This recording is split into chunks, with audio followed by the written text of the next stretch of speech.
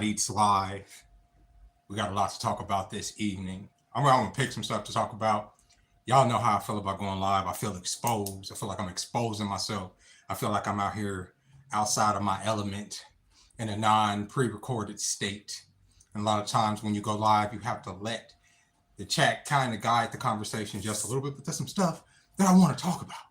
It's some stuff that I want to get into, some stuff that I want to go over because everybody's talking about it. And obviously, I'm a very opinionated person.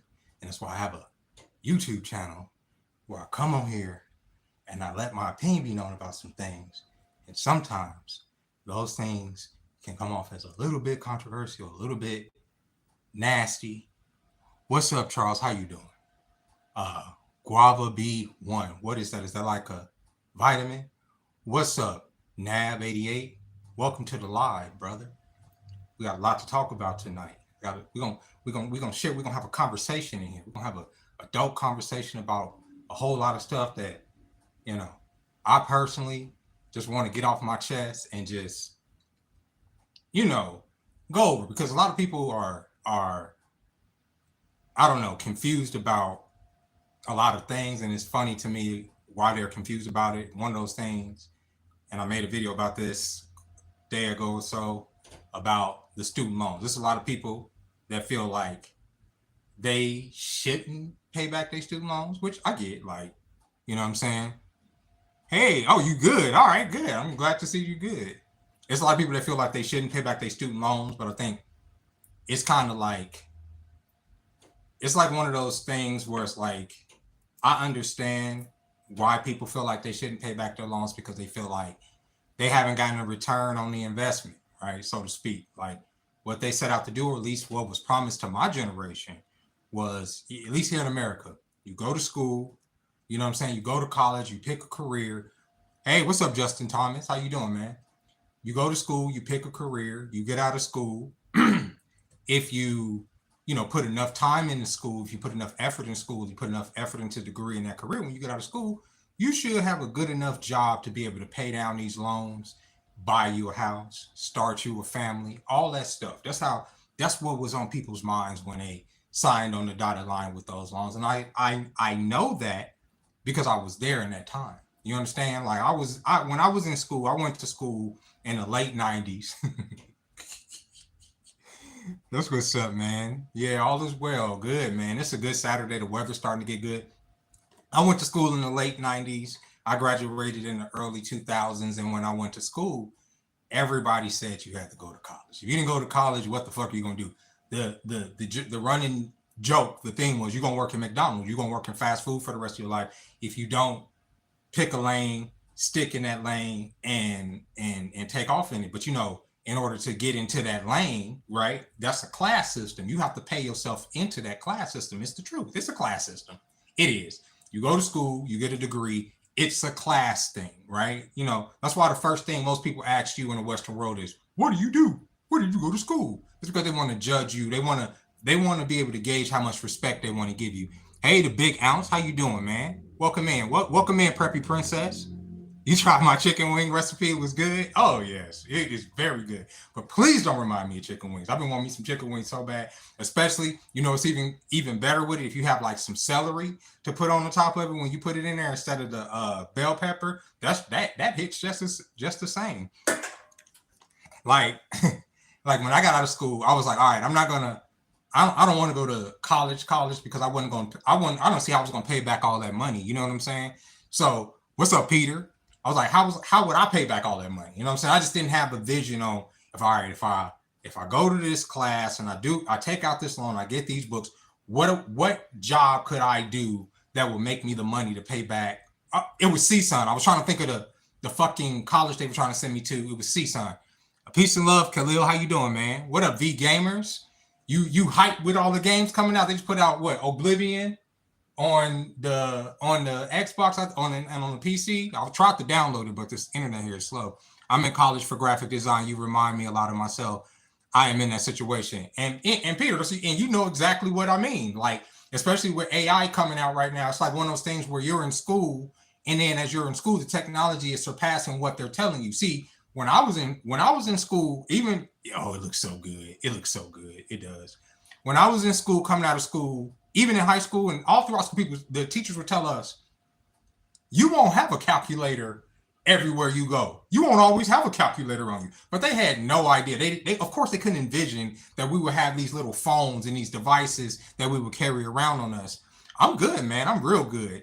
Thank you, man. I'm glad y'all in here. I'm glad y'all in here listening to this. And they guided us in that direction to say, go to school, go to school, go to school. I went for graphic design. And even in the early 2000s, when I went for graphic and web design, there were already the courses and the technology was already surpassing what they were teaching us. And there were things that even the professors and stuff didn't know. There were people that were in my class that were teaching me things that the professors couldn't figure out when it came to Illustrator and Photoshop and different Adobe suites and stuff like that. And it's even more so now because every day something's changing and all these people take out these loans.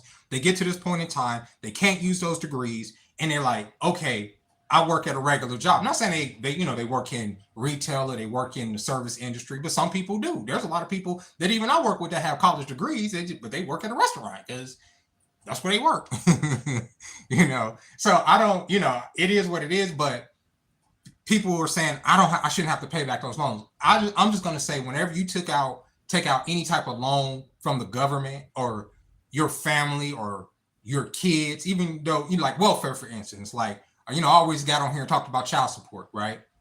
And the thing about child support was it was never that my kid's mom directly was like, okay, I gotta go and put this nigga just on child support. It was the fact that she was getting aid from the state, right? And those are our kids. My name is on their birth certificate, so guess who owes the state? Me. And they're gonna collect. There's no bankruptcy out of a student loan, out of child support, out of none of that. You got to pay that shit down. You do, and they will garnish your wages. And that's why I was saying, if you don't come up with a plan to pay down on student loans, they will garnish your wages. The government don't fucking play. I know firsthand they don't play. And for you, and I saw a lot of people saying that I'll quit my job and go to another job. Oh, I hate to tell you, you're gonna go to that other job and the government gonna garnish your wages there too. It's like you have a social security number, right?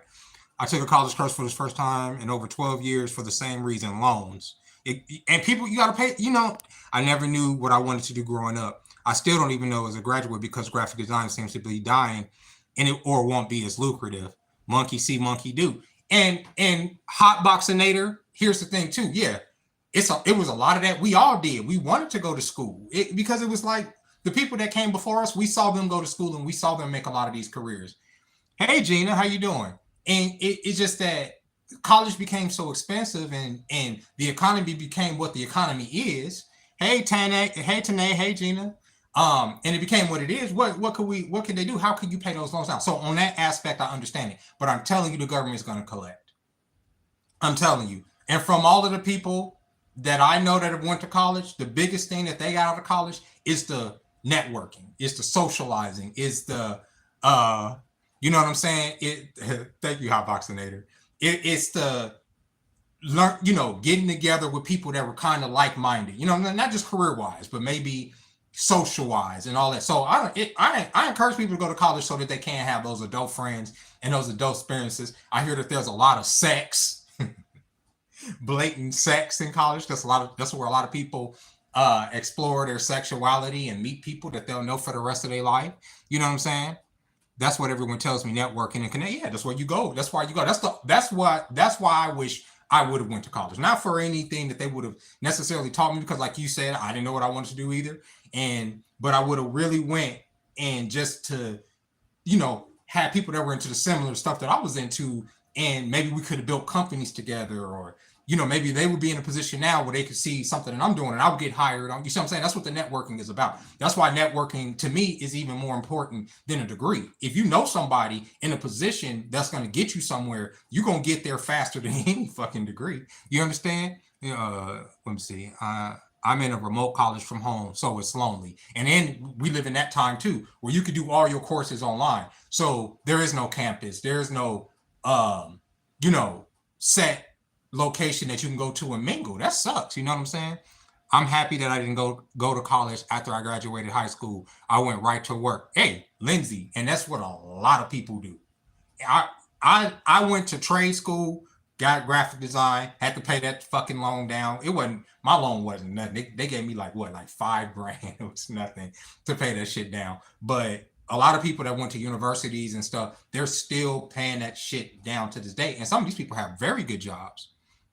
You know what I'm saying? I went to college and I'm not even using my degree. It was so hard getting a job in my field. Wish I did trade school to learn a real skill. You know, I also wish that out of high school, instead of doing, thank you, mods, out of high school, I would have went and did something technical like HVAC or being an electrician or plumbing. I'm still thinking about it, honestly. I sit here a lot of the times, I'm saying, okay, I have some time, and you know, if I just invest in that, you know what I'm saying, like that's a skill, even if it's just me learning it, not necessarily going to school. These are skills that will be necessary for a lot of people. You know what I'm saying? Sometimes I wish I went away, but I worked and did night school. Yeah, you know what I'm saying? And that's what a lot of people, most people do school, but a lot of people, you know, right now, especially when they're young, and because I was there. Oh man, when especially when I was younger, when I was in my early 20s all the way up until my 30s, I would work all these different jobs. I worked everywhere, and I've talked about it. I've worked everywhere. I worked at Starbucks. I worked at GameStop. I've worked at Walmart multiple times. I've worked at McDonald's. I've worked at Sears. I'm sorry. I worked at J.C. Penney. I've worked at a porn shop. I've worked at the Psychic Friends Network. You know what I'm saying? Like, I've worked everywhere, bro. Like, where? Oh, I was a manager of a Blockbuster for damn near 5 years. You know what I'm saying? And all that time, I could have just learned a trade. You know what I'm saying? And been making some real money. And this art stuff, this artsy fartsy stuff, yes, it's good to nourish the creative spirit, but it's the same thing as, you know, young people trying to be rappers. It's not going, everybody ain't gonna be a rapper. Everybody ain't gonna work for Disney. Everybody ain't gonna work for Cartoon Network. Everybody ain't gonna work for Netflix. You feel me? It ain't gonna always be that. It sucks. You know what I'm saying? It's trash. But college is where people go to sow their wild oats. It is what it is. I don't know if y'all saw this Shannon Sharp dude, this football player who slept with this young girl, but he went to college and he was a NFL player. So you would think that by his age, he probably would have got some of that out of his system and not necessarily, how to put it, risk his empire, his legacy, everything that he's built. I couldn't imagine myself pulling myself up so far through my skill, through, you know, I was an athlete at one point, and then I was able to leverage that to become personality, to sit here and talk, and then I sit here and I just throw that shit away by because my dick is doing the driving. You feel me? That's crazy work. You know, you did a bit of automotive, but that stuff hurts the body. I don't want to break my back fixing cars and dealing with dangerous stuff. Trades are good, but a lot of trades, they are hard headed, and it is a health thing, but it's also how you eat. It's also what you put in your body. You know, just like me, I come home a lot of the times and I know I'm on this caloric deficit bullshit, but then I'll sit here and I have some Fireball, or it's like it's the weekend, I'm gonna have me some whiskey because I like the warm feeling in my chest. But that shit ain't good for you. But you get into a hard job because I worked in warehouses. Like when I worked at Sears, that was a warehouse. That was fucking 8 to 10 hours a day of abuse. Your body hurt. Your joints hurt. Like worse than like, I mean, like in like shit you didn't even know could hurt when you come home. When I first started working at Sears, bro, that's why I got like all these like calluses, and because I be over here beating off. It's because of fucking lifting, bro. When I first started working at Sears, I didn't even know that this shit right here could hurt, bro. I would be lifting and coming home, and every morning before I went into that job, you know what I would fucking drink? I would drink me a pint of whiskey. I just would. I was younger and I could do it. I would just bang out some whiskey. I would head straight down fucking Victory Boulevard to my job and go to see. Hit them trucks and bang out into the afternoon. Like that shit was insane. I don't even know how I'm alive. You know, my dad wanted me to get into the trade. I was like, Dad, I'm not gonna build skyscrapers like you. Right, Gina? I think the worst type of thing for a job is the so-called graveyard shift. And Peter, I've done that many times. I did FedEx night shift for 2 weeks. It was like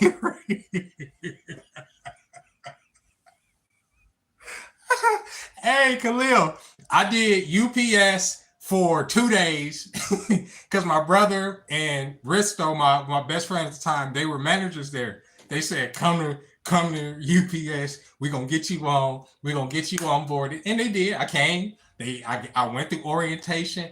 When we got, because I was like, oh, I was at Sears for a year and a half. I know I can do some trucks. Man, nah, bro. That shit is slavery. And that was UPS. I don't know why. I can imagine FedEx is similar. I ended up going into insurance, and it was hell. And insurance, I hear, is lucrative because everybody you got to have insurance on everything now. I work graveyard shift at the adult store, at the adult movie store, which you meet some interesting people. You meet a lot of. You would think you would meet like a lot of like. Yeah, you do meet a lot of weirdos. I ain't gonna do it. The thing that used to bother me working there in that night shift was people was like, so what do you suggest? Don't. I don't know. Don't come here asking me my opinion on what's gonna get you off. UPS the same way, no joke. That shit would kill you. I used to do security in the condo buildings, and the tenants wanted to scrap me. I see drunk people rolling on the floor. Graveyard shift is the shift where you will probably have to fight. I worked out here. I worked at three different. I worked the first Walmart I worked at. I worked graveyard shift. That wasn't too bad because it was near the airport, so it wasn't too crazy. And then the second job I worked out here was at a liquor store, and that was just night after night after night, and I had to get dressed every night, and that was a fucking 10 to 12 hour shift. That was literally to this day though, that was the best paying job that I ever had because the nigga paid. That man paid. I ain't gonna say his name, but he was an asshole. That's why I stopped working there. And he didn't want to give me no off days. You get money. What's the problem? If I get money, that's great. But if I'm not getting time, that's crazy. And the shit I saw there, that's how I learned how like this city works. That's how I learned how. I ain't gonna talk too much, but how the prostitution works in this city, as far as like the underbelly, as far as not what you see. There's an industry that exists in this city that when y'all talk about trafficking, I ain't gonna say too much because I ain't trying to get murked. But as far as trafficking out here and all that, it's not just the criminals that are involved in it. I'll put it like that, and I'll leave it at that. You see a lot of people turning a blind eye in the night to stuff that they shouldn't be turning a blind eye to. I've seen way too many 15, 16-year-old, visibly 15, 16-year-old young ladies selling their wares literally in front of law enforcement, and that shit is wild, bro. And there's nothing that you could do about it. You know, one of my buddies did UPS freight for a year. A lot of interesting stories. For what shit, probably. Well, yeah, it should be. You know, maybe that's what I should do. Working at a adult store. You don't want to do that. You don't want to do that because what had happened was this motherfucker. It was a couple things wrong with that. His so-called manager in the morning, she was a cokehead, so she wouldn't come in the morning. He was the same way. He was a Middle Eastern guy too. The guy I worked for out here was a Iraqi. He paid very well, and the dude I worked at the adult store was an Iraqi, and he paid very well.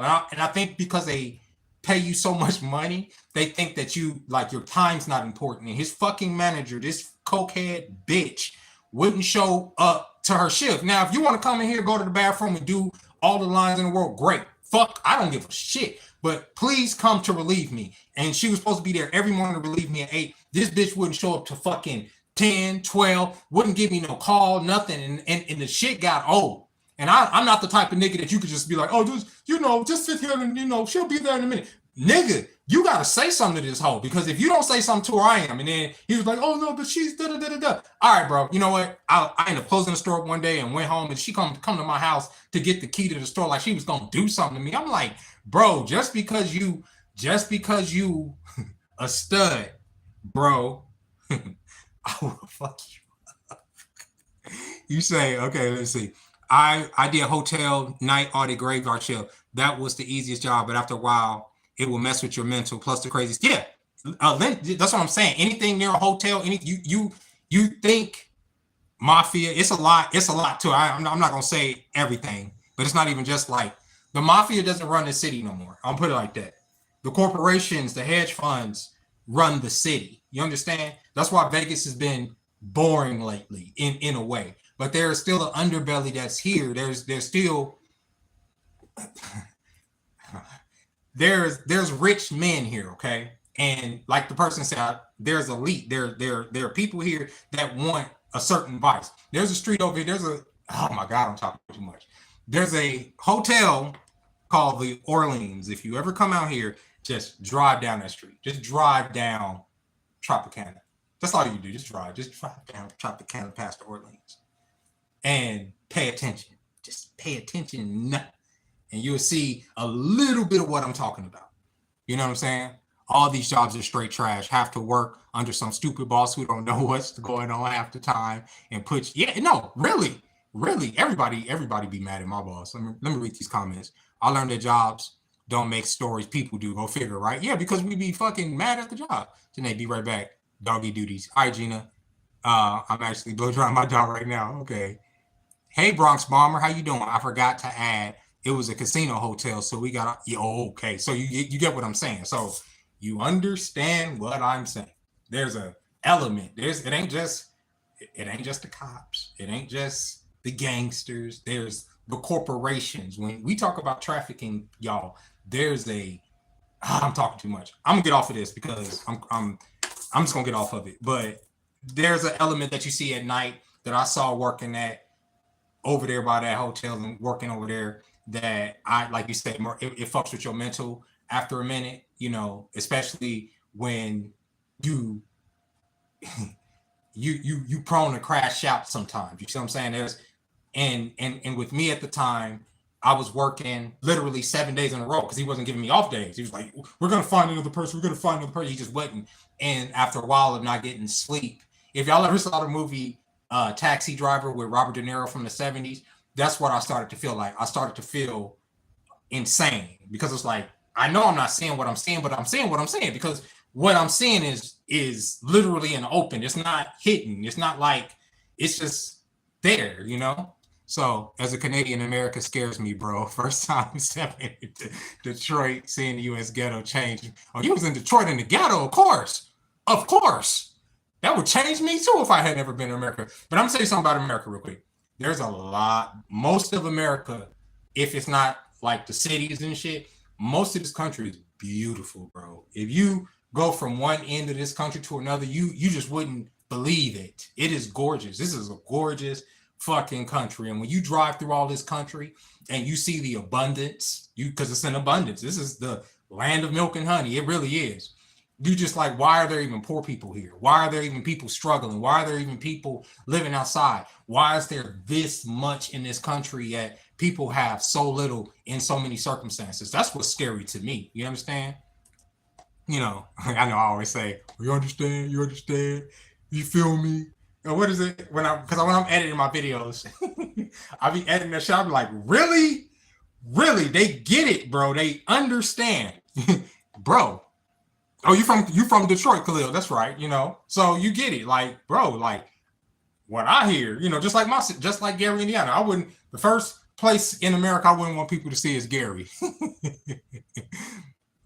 Yeah, but America right now, yeah, I wouldn't step into America right now, only because they just the immigration and customs bullshit is troubling as far as like that. But I'm gonna tell you something, Peter, as a Canadian, we welcome y'all, bro. Like you wouldn't come here and we wouldn't treat you no different, honestly. Like most people in America probably wouldn't even know you Canadian unless you probably pronounce something a certain way. But we have so many different accents here that nobody would even know that you Canadian, really. That's what's funny to me. Like it's so like most Canadians, like I don't know they're Canadian until they say they're Canadian. Like just from hearing them. Yeah, exactly. It's like Detroit. You know, it's a place where it is the birthplace of Michael Jackson, but it's a place where industry once existed, and you have the president saying we're gonna bring industry back to the Canada. Ain't no industry coming back to this motherfucker. That shit ain't ever coming. My bad, y'all. The industry, because we don't even live in that time. And even if they did bring back manufacturing jobs and stuff like they had in Gary and in Detroit, who they gonna have robots making them. They're not gonna have us making. They're gonna have robots making them because it's cheaper to build a robot to make something as opposed to a person. You see what I'm saying? And it's nasty work. So that's why a lot of people feel cheated out of a college degree too. Going back to what I was saying, and I did bring up Shannon Sharp earlier because the reason I brought up Shannon Sharp is because there's this big discussion going on, and y'all tell me what y'all think about the age of consent and all of that, and him being this nasty old man. Now, I don't think you being attracted to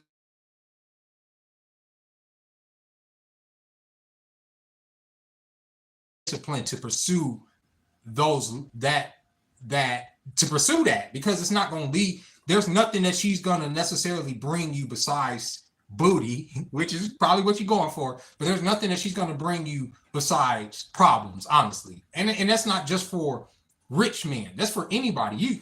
You could be the brokest nigga, right? And let's say I'm 42 years old, and let's say I'm starting to talk to some 23-year-old lady at my job, because there's some young ladies that are in my scope, and I start talking to, what's gonna happen? I'm gonna get that girl pregnant. What would that do for me? What would that do for her? Nothing. It's just gonna ruin everybody's life, right? Because ultimately that relationship, she gonna get tired of my old ass. I'm gonna get tired of whatever the fuck she gotta go through and grow up and all that. Those people are my kids' age. So I already don't have patience for reading a lot of young people's comments or watching their videos or looking at their perspective on the world, because it's so crazy to me. I couldn't imagine, and I'm gonna be honest with y'all. There was a young lady a few years back that invited me out into I guess I could talk about it now. She invited me, we worked together, and she invited me out into the middle of nowhere, okay? And me being me, I was like, oh yeah, I'm just gonna come out here. I'm just gonna come out here to make friends, right? This girl at the time was 20. I was well into my 30s. I'm old, but I look like I'm 20. Oh, chocolate cake, that's what's up. Where is Gary on the map? I've never heard of it. Look at Chicago. If you know where Chicago is, it's right next to Chicago. So I'm inverted, but it's to the right of Chicago. It's like right under Lake Michigan, like right at the lip of Lake Michigan. Oh, hey, Jay Bird, how you doing? What are your thoughts on artificial generated intelligence and imminent arrival of research center to be there? I'll talk about that in a second. I really want to get in that. But you get with these young people, it ain't gonna do nothing for you. It ain't. Come on, bro. It's gonna be a headache after a minute. Everybody gets used to somebody. If you get with somebody that, oh, I think she's so beautiful because she's, so young and so fresh or whatever. But right. But you get, let me tell the story. So this girl was 20. We go out into the middle of nowhere, right? Me being Mr. Oh yeah, we out here to talk about whatever the fuck we out here to talk about. Me and that girl was just hanging on every word that I was saying. I could talk about any goddamn thing, and she literally was listening to anything I was saying. She was like, oh, this, and that. But she didn't invite me out into the middle of nowhere for me to be talking. And I talked, and I talked, and I talked, and I talked, and I talked. And eventually this girl said, I didn't get dressed up for you to come out here talking to me. So what did I do in that situation? Things happened. And I was like, okay.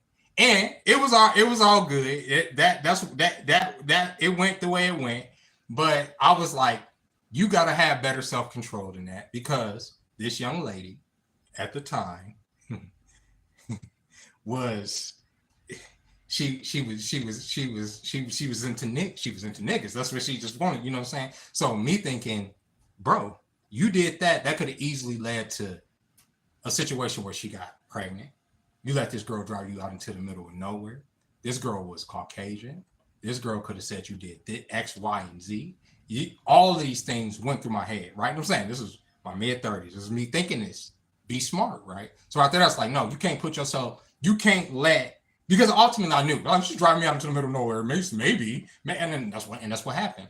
But you can't put yourself in that position, especially when you have something to lose, and we all got something to lose, just because you're trying to get a nut off. It ain't worth it. You feel me? You know what I mean? Let me see. Good genes. Good genes. Let me see. Let me see. I love women, but at the same time, I hate being lonely, especially for long periods of time. It's like a constant battle.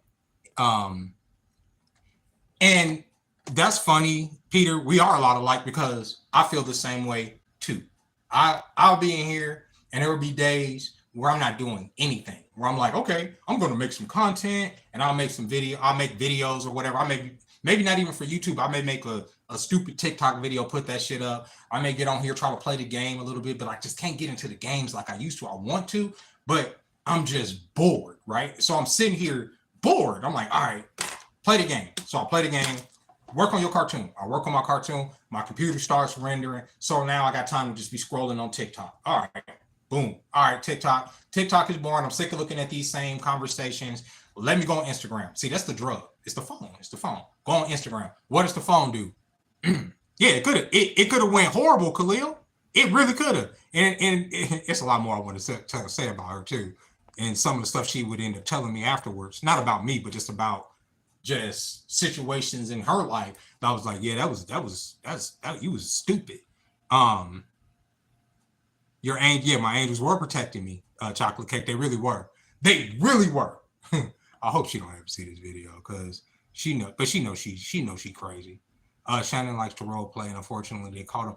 That role playing shit, that letting people call you nigga shit and all that is, I don't get what's into that. Like, I don't understand it. But back to what Peter was saying about feeling lonely and stuff. Yeah, so that's why I'll end up going back on the dating sites and going on these dates and right, and then I'll be like, okay, I done went on these dates, but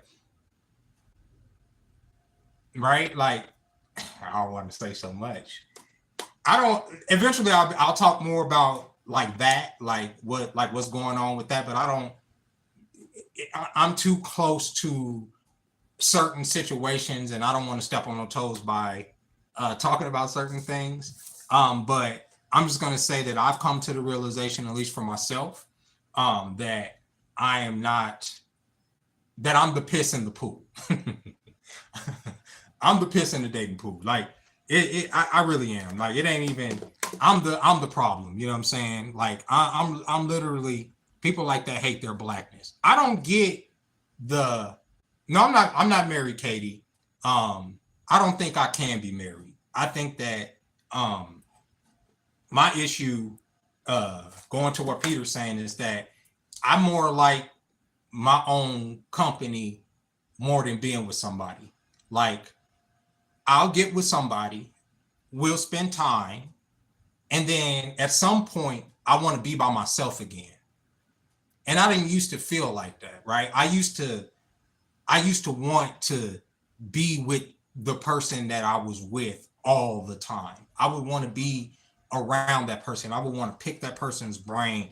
I would want to share my thoughts on the world and hear her. And it's not that I don't want that, because I do, because it does. Like, even these thoughts, like I got on here today because I don't have nobody, like I'm talking to y'all. I don't have nobody to talk to. I have to talk to somebody. There's stuff I want to talk about, so I have to talk to somebody. I don't talk to nobody, right? And the people, and I've said this before in videos, it's easier for me to talk to women, right? It's easier, not easier. Let me stop. I like talking to women, right? More.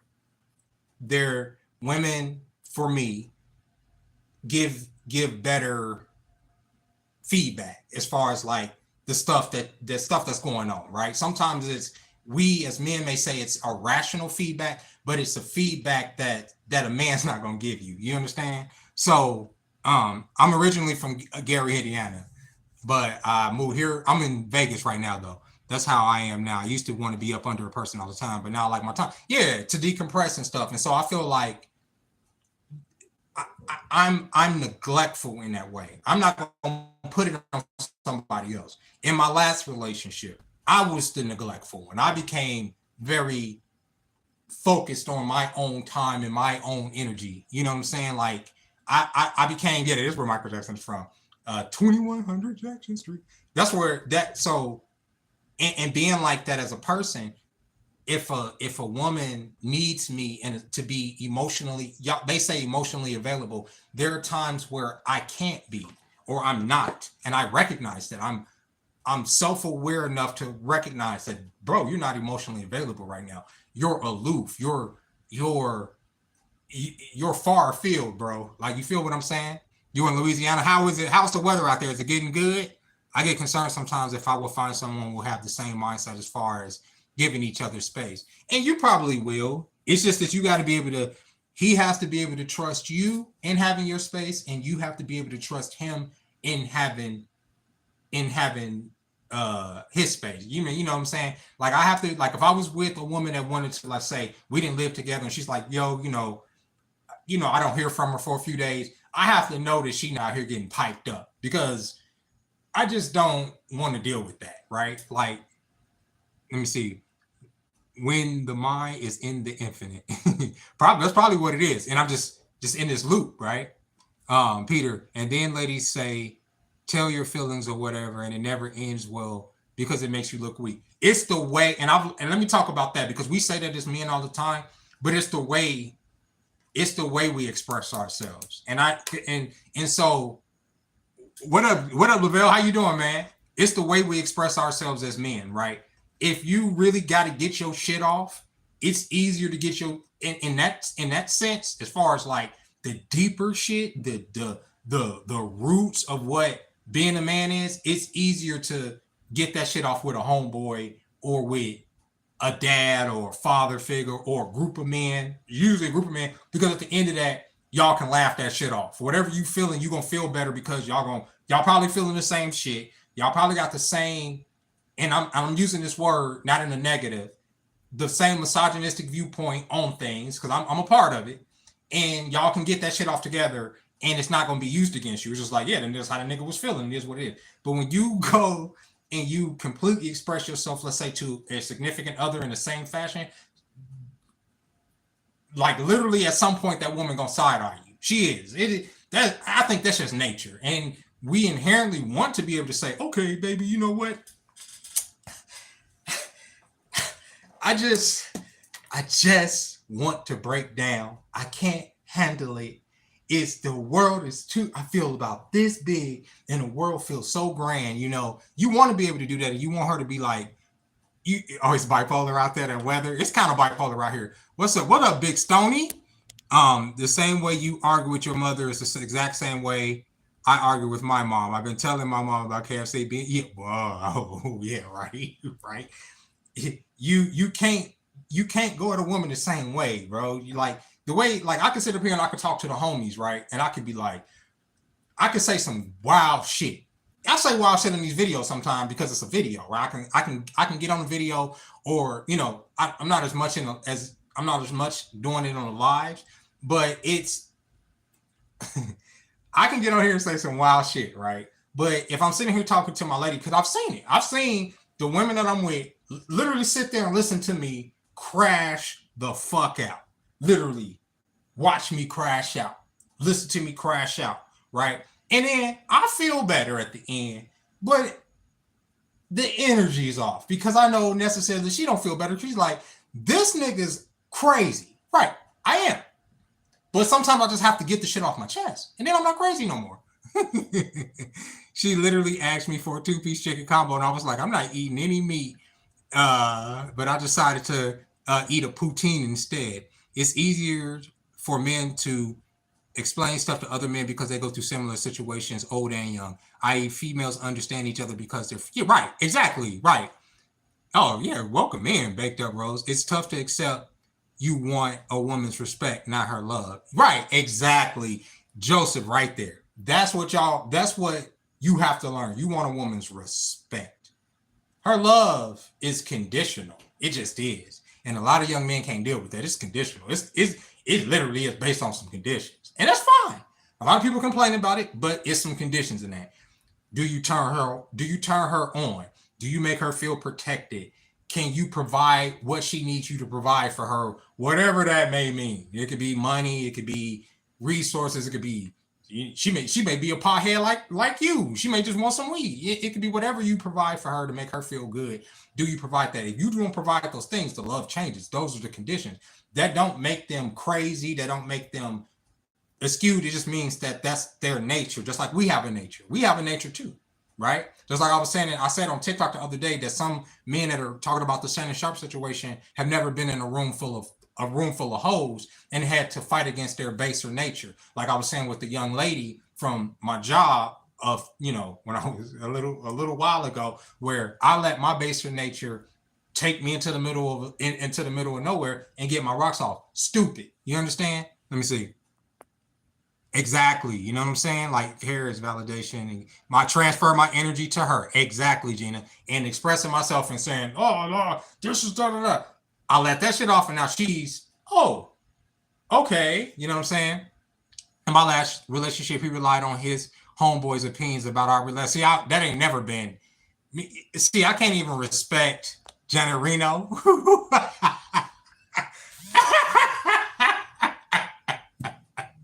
Stupid shit. As you heard about Shannon Sharp, then the state of Babylon. That's a part of the state of Babylon, though, right? People being worried about that stupid shit, right? And watching it. But it's an example. The reason that Shannon Sharp is important, at least in my opinion, is that it's an example that young man should look at. Just because you can don't mean that you should. You should have some self-control. Just because something is legal, right? Because like I say, y'all have heard me say, a young woman can make her own fucking decisions. That's up to her and whoever she's with. If she wants to fuck an old man, that's up to her, right? But as the old man, you have to understand that you probably have a lot more on the line than she does. So you have to be able to pull yourself back from that. And even as especially as a young man, y'all have more access to that than an old man do. So y'all got to be especially careful, especially considering that y'all haven't built anything for yourself. Shit, I haven't been. Most people my age, most of us millennials haven't built stuff for ourselves yet either. So getting ourselves in that position is crazy. But if you have built yourself something and you got $100 fucking million on the line, bro, pack the dick away. Put that shit in the dust, bro. White chocolate. Other people's opinions in a relationship. I've never see me and my homies. We ain't never been that. They like. And to the detriment, and I'm gonna tell a story about one homeboy real quick. And I have two best homeboy friends. One of them's a white dude, and he knows who he is. And the homeboy, I'm gonna call him Hemp. I'm gonna call him Hemp. I'm gonna call him by his name. Hemp. He started talking to this lady from the PTA around because at the time Hemp was a amazing dad. Okay. Me and him, I was his manager when I managed the Blockbuster. And he had 2 kids, I had 2 kids. He had his wife, I had my woman. And it was we had a lot in common. We were into the same type of gang. We still are. Then I have neglected a lot of people and I need to connect with him. But we would play games all the time, all this other stuff. But at some point, and his wife was awesome too. His wife could cook. His wife was dope. She would throw these LAN parties where I would come over. We would set up the room with the TVs all around, play Rock Band. She would join in. We would do the singing. It was amazing. It was dope. He ended up talking to this girl from the PTA and started cheating on his wife with this girl. Okay, so I got to completely see this man destroy his family. I saw it. I saw every moment, and it was almost like God put me there to watch. And so he started talking to this girl, and this girl started talking to him. And this woman would call him when she knew his wife was around. She would text him. She would do stuff that took him out of his character to where obviously his wife would notice. Okay. And to the point where me and him, we've never been into the phones and all that at the time. We wasn't into, we were more into computers and games and shit. But he bought this amazing phone, and his wife was like, "What the fuck? Who are you buying a phone for? What do you need this phone for? Who you need this phone? Who to text Jeremy? Jeremy's over here all the time. What do you It didn't make sense to her, but he was texting Sancha, and eventually it became his ruin because he abandoned all reason and went and started just seeing this woman. And one day I was sitting over there, we was having this LAN party, and they got into this argument in the back room. And if he's watching this is the reason I feel I have a right to tell the story, because I was fucking there and you put me right there in the middle of it. He's having this argument with his wife in the back room. They going at it. She's like, I know you're fucking talking to this bitch. Blah blah blah blah blah. I know that you're talking to this. Da, da, da, da. I'm going to go out there and I'm going to ask Jeremy. Right. So she comes out there to the living room. I'm like, oh my God. So I got the headphones on. I'm like I'm burning a goddamn hole through the monitor. This woman comes in. She pulls up. Take in mind, this woman has. I feel bad. This woman had done nothing but been hospitable to me, my family, my kids, my woman, me. She had cooked for us. So, she pulls up the seat and she says, look at me. And I look at her. She says, is my husband cheating on me? Because this nigga said, go out there and ask Jeremy.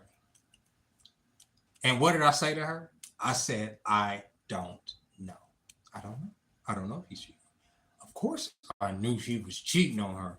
Why the fuck would you tell your wife to come out there and ask me to confirm? I can't lie to this woman. I couldn't look this woman in her eye and it was a lie by omission, but I couldn't just say, no, he's not cheating on you. It just didn't make no goddamn sense. The reason it even came up, the reason that fight even started was because the night before, he claimed that he had a job. Take him on. I'm over at his house with his wife. He leaves me. She's like, didn't you go take Jeremy with you? He's like, oh, no, I got to go and do this job. They only need two in person. But she's like, it's your homeboy. You going to take him? This nigga's like, oh, no, I'm just going to go and do this real quick. And I sat there with his wife and we watched, I think, Breaking Bad. And it was the most awkward shit in the world because he couldn't pack it away. He couldn't pack it away. And I'm not going to tell everything that I'll tell more about what ultimately happened with that relationship with the Sancha, and he ended up getting a divorce. And it was a lot to that shit, man. Like, part of the main reason I had to end it too much consulting the homeboys. You can't consult homeboys, bro. That's nasty work. Like, even in that, I couldn't sit there and tell him as a man. I mean, now I would. Don't cheat on your wife. I would literally say, don't do that. Like, if you need to have a discussion with your wife, if you feel like, but then at the same time, like I'm saying, that as men, I'm just being honest, bro. Sometimes we can be hypocrites. You feel me? Because I've done dirt. I've been out here in these streets. You feel me? I've done some foul fucking debaucherous shit in my life as an adult. And so, I can sit up here and I can act like I'm holier than thou, but I'm not. I haven't been. Like I've been nasty. You know what I'm saying? I've done things, I've done shit on the slide that, had me, it made it hard for me to look myself in the mirror. You know what I'm saying? I'm like, this just unnecessary. You feel me? But you live, you learn. You feel me? It is about dick discipline. That's what I'm saying. Shannon Sharp didn't have it. Now he lost his job. Yeah, I had to, like, when she was coming, I heard her coming out. She's like, I'm about to go out there and ask him. Hey, yo, man, show us some of your collection while you're talking. Y'all want to see some of this shit? I can show y'all some of this garbage. Let me make sure I got paraphernalia all laying around and shit, though. I don't want y'all to see no social security numbers and nothing. You know what I mean? I would have told her, like, nah, I'll show y'all in a second, though. I would have told her, like, nah, I'm going to go and cover for you. D-Mac. Yeah, and that's what I should have done. Lindsay, that's what I should have done. That's what I wish I would have did. That's what my spirit wanted to do, because it got progressively worse. You would think that just his wife leaving him would be the end of that story, and that would be the worst part of everything that happened. No. And even he would tell you that that's not the worst part of what would end up happening. My man went through some shit dealing with Sancha. He went through some things. He went through it, and I saw everything. I got to see firsthand. I got to see it and to see, like, yeah, you gotta be careful out here. But then, going back to what Peter said, you ended up, I got in a scrap with a 2-piece officer and was on the streets homeless, and they failed at their job. I let them detain me. I think most have been outside in their life. Yeah, you know what I mean? Thank you, Big Stone. I appreciate that. But I should have. That's one of my things, Lindsay, that in my life that I do regret, because his wife was awesome. Even my ex will tell you his wife was dope. He had a dope wife, and he honestly screwed the pooch with that. She ended up getting remarried. I think she ended up having another child. I think another two kids. She ended up moving away. I don't think even think she lives in California no more. And yeah, man, that was crazy, crazy. Sancha is the devil in disguise. Sancha will come and seduce you, and in those feelings when you feel lonely, she's there to make you feel okay. You know what I mean? But there's a lot that comes with that because if you're not where you want to be, you're gonna put your life on hold to entertain her. You feel me? To entertain that. You did what you had to do. You live, you learn. Yeah, and I have learned. I'm not, and any friend of mine, no, they can't come to me with that type of dirt. You know what I'm saying? Not that type. Samantha Lee Gibson is hot. Tyrese should end it. Don't be playing around with Pandora's box. The shit is deadly. Yeah, and his his whole deal. I heard he had $100 million deal with Disney for sitting up there on ESPN and talking. You know, as a man, you got to hold yourself back from doing a whole lot of shit. There's been times where I felt like, no, I need to go see that. I want to see that. And I put movies on here too that I want to talk about. Sinners, I think I will go see that. Probably I'll probably go see it tomorrow. I ain't doing shit else. Dating. You got to be careful, man. You got to be careful. People, everybody, and this is men and women. We're energy vampires, right? When we put ourselves out there, we're going out there not just to we're going out there to be next to somebody. We're going out there to absorb their energy, right? And sometimes, for better or worse, the energy that we put out may not be the best energy for the person that we want to be around. And the energy that they put out may not be the best energy for what we need at the time. You understand? And it's not always healthy just because you feeling like isolated or you feeling alone to always pursue somebody. Sometimes you're not completely well, and you're not well enough. How to put this? It ain't got shit to do with finances or nothing like that. You're not well enough to be a rock for you, not just yourself, but somebody else too. And so it's not a good thing, man or woman, to put yourself next to somebody when you're going through a whole lot of shit yourself, when you still trying to figure a whole lot of shit out. You can't do that. It's fucked up. It leads to things just ending. That's why relationships be so quick. You know what I mean? Shannon feels like money. A lot of people feel like money will fix everything. You know what I'm saying? Like, no, money won't fix anything. Look at these rich men going through all this shit. All that money that they got. Look at all of these rich, powerful black men who haven't packed their dick up, that are going through shit that they probably shouldn't be going through right now. Diddy shouldn't be going through what Diddy's going through right now. Sorry. You accomplished too much of your life. You got away with way too much to literally have been able to put yourself and compromise yourself on some weirdo shit to be in prison right now. That's crazy. Crazy shit. Tory Lanez, you dealing with notorious bitches, bro. Like known notorious fucking interstate notorious bitches. You dealing with them, and you end up in a situation where you ain't even supposed to have a gun on you. First off, a gun goes off, one of them gets shot in the foot. Now you in prison. You look stupid. That's you. I would never have been out with Meg Thee Stallion that night, especially if I wanted to be pushing up on a Kardashian. How the fuck is that gonna go? That's dumb. That's dumb. It's dumb. Now you in jail for 10 years. Whether you did it or not, I don't think he did it. But whether he did it or not, he's in that situation. These things can always go left, bro. They can always Shannon Sharp. Same thing. Shit goes left. It's like, it's the whole, what do I call it? It's the apology tour shit where you have to sit up there on camera and say, some things are gonna come out, or I wasn't I'm not that person. Yeah, you that person. You that person. You definitely that person. You just didn't want to see that. You didn't want us to see that part of you. You know what I'm saying? Money solves poor people's problems, but beyond that, it causes more problems. Money solves bills. You got some bills to pay. You can go on some trips. You can buy some things. I don't think most people realize everything has a sugar high, and you get sick of everything. You can have too much of anything. And if you have an infinite supply of money, yes, it's going to come with other problems because there's things you can lose your taste for life because you have everything.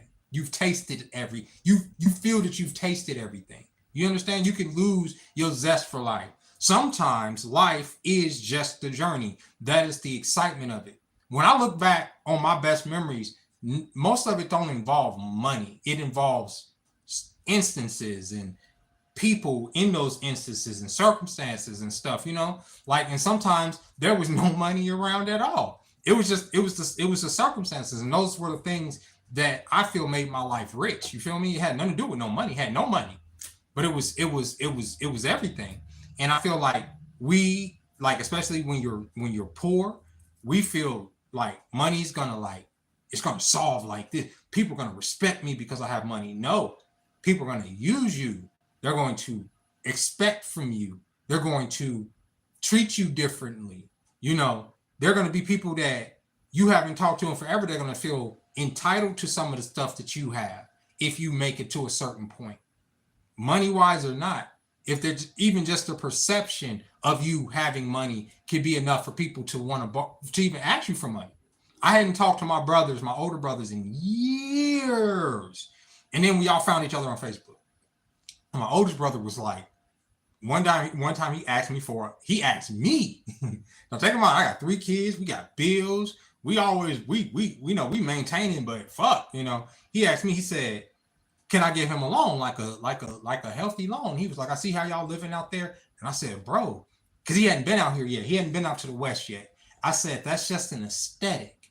That's just the way it looks out here. You see palm trees and the pictures that you see of me and my family, it's just a look. That's just a look. We just look like that. That's not we're poor, bro. Like we like at the time, like bro, not at that time, but even before, especially before I had like 2 kids, before I started making any amount of money to where I could even take care of a family, bro, there'll be time I was still diapers. There'll be time I was still formula. There will be times where, and it's funny me being a server now, and I get my karma. I would take my girl and and we would dine and dash. We would do shit. There's statutes of limitations on the shit. We would and I'm just telling y'all, I was young, okay? We would go in there and we would just take every goddamn thing that we wanted, and just dare anybody to stop us. So we were practically robbing stores and taking merchandise, and it was a crazy fucking time. It was a crazy time, and this was coming out of never being a criminal until that time. But it was like there was no money. I'm not making excuses for it. I'm just telling you. Once again, angels with me, never got caught up. Homeboy did. Went on a mission with one of his thoughts, and because we had rules. There was rules. There was always rules. At least when I'm talking too much. There was rules, okay? And when you didn't go by the rules, charges could be escalated, okay? You don't carry weapons to do missions. That's dumb. Nobody should ever get hurt if you're trying to steal things. I'm not telling y'all. I'm just telling y'all what the rules were. There was rules to that shit. And when you only went on missions with niggas that wasn't crash outs or that knew the protocol. You didn't go on and these niggas started going on missions with that particular homegirl because that homegirl had a car. And that was dumb because I told them there are cameras everywhere now, Eventually going in a car is gonna get you. Let me stop. Anyway, what we talking about? Let me see. It can, but that we could have got, bye, Katie. Thank you for the sub. Hey, yo, bro, what is it? We live, we learn, we grow. I could say poverty, but I was intelligent enough to know better. I'm not gonna sit up here and, act like, because I had a job. I could have gotten a second job, and I know a lot of people say, well, the cost of living and people. That's why people go to jail, because they continuously make excuses for those things. At a certain point, what made me stop doing that was my son, was my oldest son. And I had bought these. It's crazy. It's the craziest thing. I had bought these Chuck Taylors for him, like these little bitty red Chuck Taylors. And I have a picture of it too. And put these little Chuck Taylors on him and took him outside, me and his mom, and we went outside. And his little body contrasted with the rest of the world fucked me up.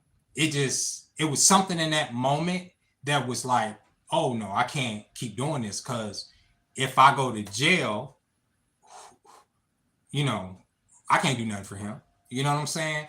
The world seemed so big compared to him, is what I felt in that moment, that he needed protection, and I couldn't put myself in a position continuously to, because eventually they would have got me. You understand? Eventually, that you can't do that shit forever. That shit, you start getting profiled, right? Motherfuckers start meeting you at the door. You understand?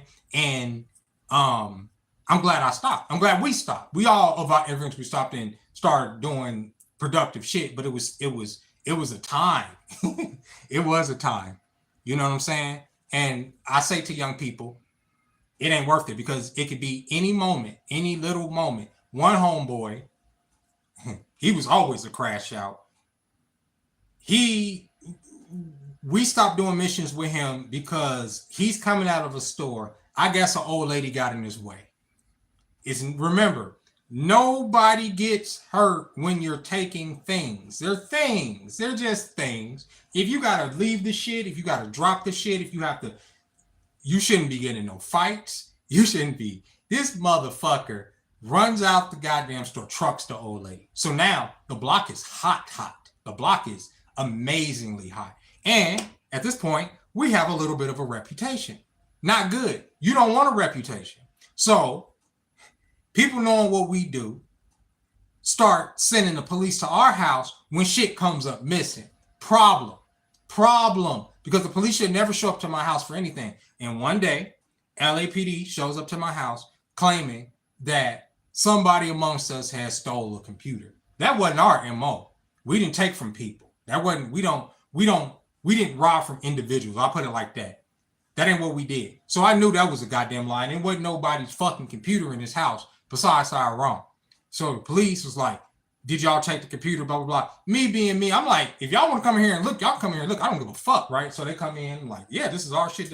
Wasn't the computer that they were looking for. They were like, oh, okay, blah, blah, blah, blah, blah. We had all kind of shit hidden and stuff. They just looked at came in and just like, pretty much, it was like a 1-bedroom apartment we was in. Came in, glanced, looked at the round, blah, blah, blah. And we crashed out after that. We had to know who, to this day, there's debate about who sent the fucking police to our house that time, because niggas that was amongst us wanted to fucking kill niggas for that shit. And it was like, bro, relax. It's the reputation that brought them here. It had nothing to do. Yeah, somebody was like, these niggas do this and this. Abso-fucking-lutely. But it wasn't worth it to further crash out, because it was what the solution in that moment was to lay low, which is what I did. These individuals didn't. They continued on. They'll tell you. I wish they was in here. I wish they was in here. They continued, and eventually they fucking started using props. They started scaring people, and that wasn't what we did. And eventually they had to just stop, because niggas went to jail. And when you get a charge put on you, that stops you from doing shit that you want to do in the future, because you're not thinking in that time. In that time, you're just thinking about get money.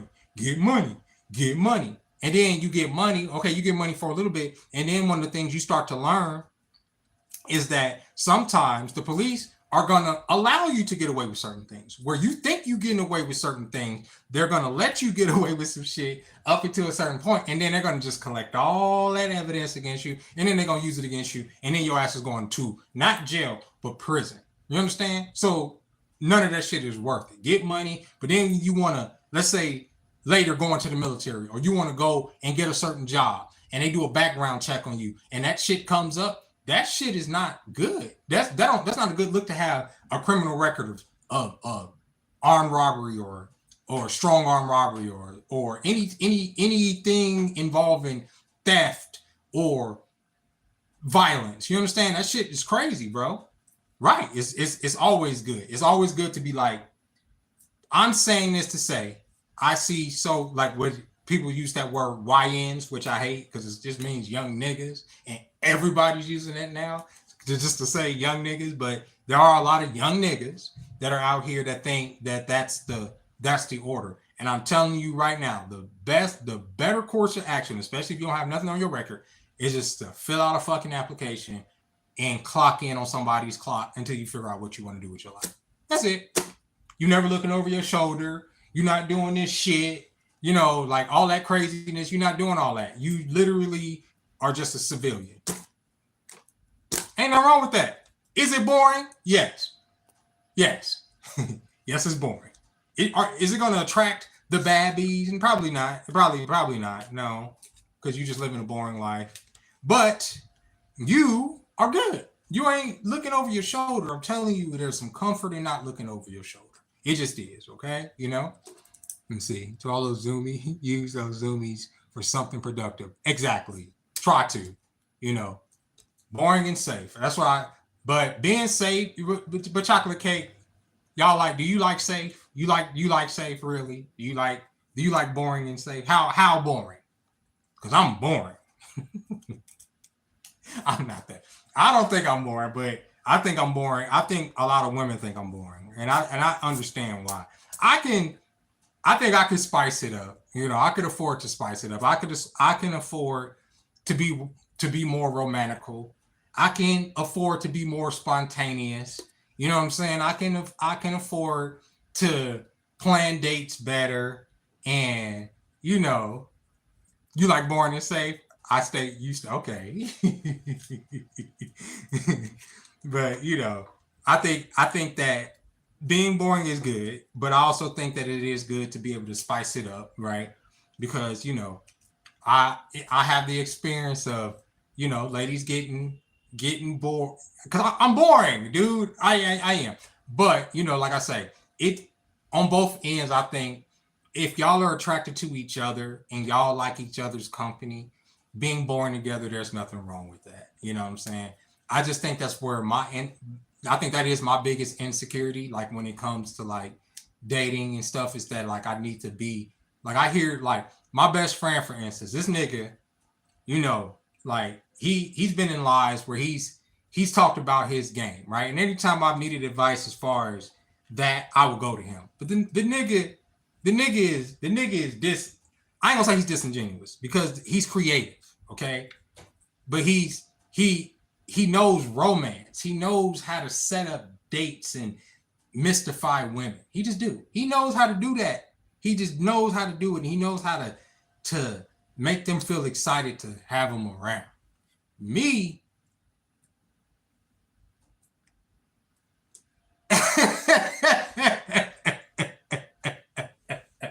I'm a nerd, bro. I'm a nerd. It's just what it is, right? I'm not boring to me. Of course, you know what I'm saying? It ain't much of life, but you've already done so much. It's true. You got all the money in the world, ain't you boring too, Peter, right? I'm boring. I'm a nerd. That's what it is. I'm a fucking nerd. That's at the end of the day, that's what it is. And it ain't, you know, that's only like right. Okay, so I put it like this. I keep in shape, right? So you'll see me like, oh, he's a nice looking guy or whatever, right? But then you'll come over here, right? And I've had a couple of ladies come over here in recent days, and you come over here and you walk in here and you like, let me go ahead and start showing y'all. Y'all like, what the fuck is going on? This shit right here. Let me show you this shit. This shit right here. I'm looking at my messy table. This shit right here dries pussy up. You understand? That shit right here. That shit right here ain't making nobody wet. You understand? And it's more under my bed, bro. There's more under my bed. I should have turned on the light, but that shit right there. Now,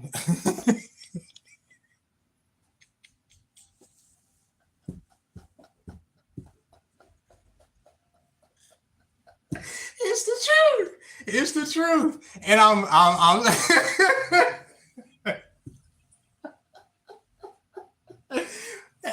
the look on their face when they walk in here is priceless to me.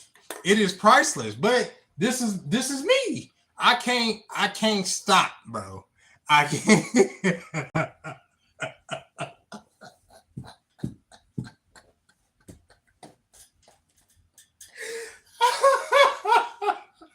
And I say, I say, they say, and I always tell them, I say, how many boxes of toys do you actually think this is? Like when y'all see this, how many boxes of toys? They always say, it got to be at least 10. I say, no, nope, it's only two. This is all that stuff y'all saw fits into two storage boxes. Just two. All that shit fits into two storage boxes. And I tell them, I want, in my life, at some point, I want at least 10. And I'm not lying, bro. Let me see. All right. Oh, hey, Incognita, hey, Baki. You know what I'm saying? And there ain't nothing wrong with having hobbies. I say you have to know who you are. You have to be yourself, and you have to embrace that because you are you. This stuff makes me happy. I'm not gonna stop. There was a point in time where, and I was with my ex, and we needed the money. We did, and she told me not to. She was like, "Don't sell your toys. It's okay. We'll figure it out. We'll do something else."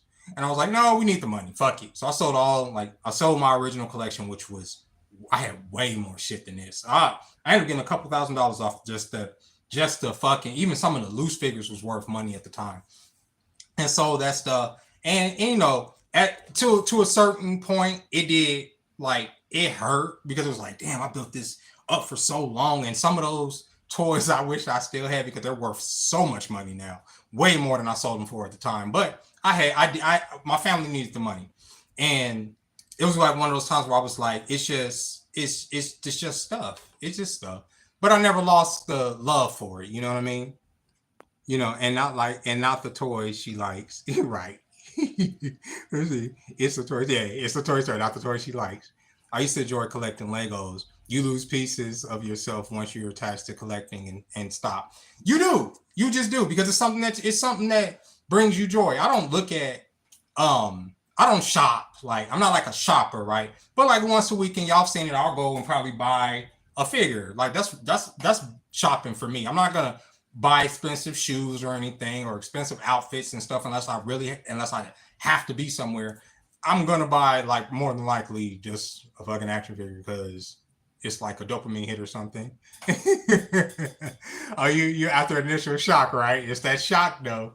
They ain't never left, but it's just the look on their face. I want a room full of mountain bikes and custom PCs. You sound like my homie Risto. He don't have the mountain bikes, but he has these custom PCs in his house.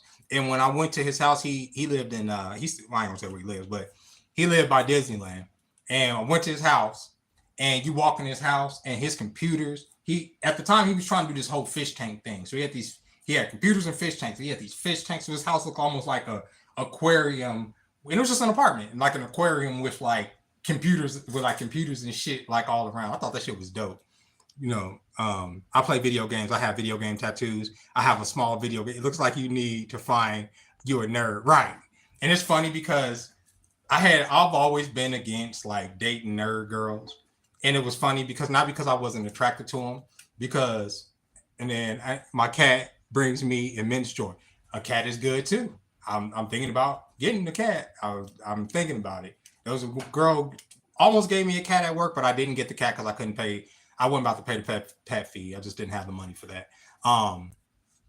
But there was the girl that I had the biggest crush on in high school. Was probably the biggest nerd in high school too, and I obsessed over her.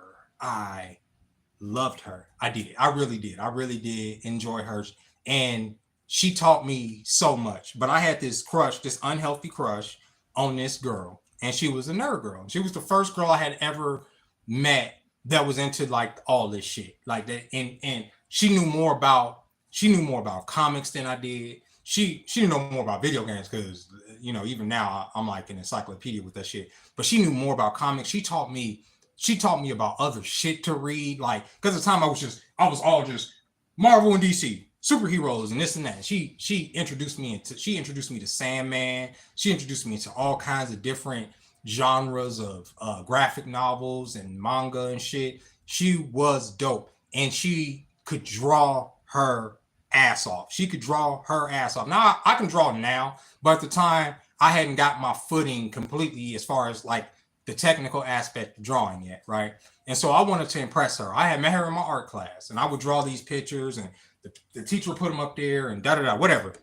And at some point, I really liked her. She was the TA in the class, and I don't know why I was shy to even give her my number, whatever. But I ended up telling the homeboy to go and give her my number. He ended up going to give her my number, and she ended up sending him back to the table with my number, and she said, if he wants me to have his number, you tell him to come and give me his number. And so I went and gave her my number, and she was like, okay. And I didn't think we would talk. And that was the first woman. I call her a woman. That was the first woman that I ever had like actual intellectual conversations with, and she would challenge my way of thinking and all kind of stuff. Like, I adored her, but she was not into me. She was into this other guy, this jock. Y'all like, right, the way I look now, I didn't look like this. I didn't have no sex appeal at the time. She was into this other guy. We just called him Jason. Jason, she would tell me about Jason, how amazing Jason was, and she had him in like her advanced classes and stuff. I had to learn to survive on non-nerd environments. Now as an open nerd adult instead, yeah, you do. You have to learn kind of like how to tuck that shit away. Don't sleep on the nerdy girls. I'm not now, but I'm giving you the backstory. So no, his name wasn't Jason. His name was Sean. I remember his name.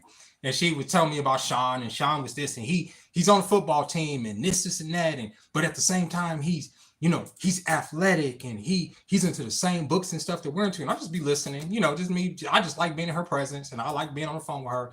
And she said, but he don't even notice me like that. And she would write him these like love letters and shit, and she would tell me about it and just simp shit. It was high school. Now take in mind, I had girlfriends. It's not like I didn't have girlfriends. And at the time, I even had a girlfriend.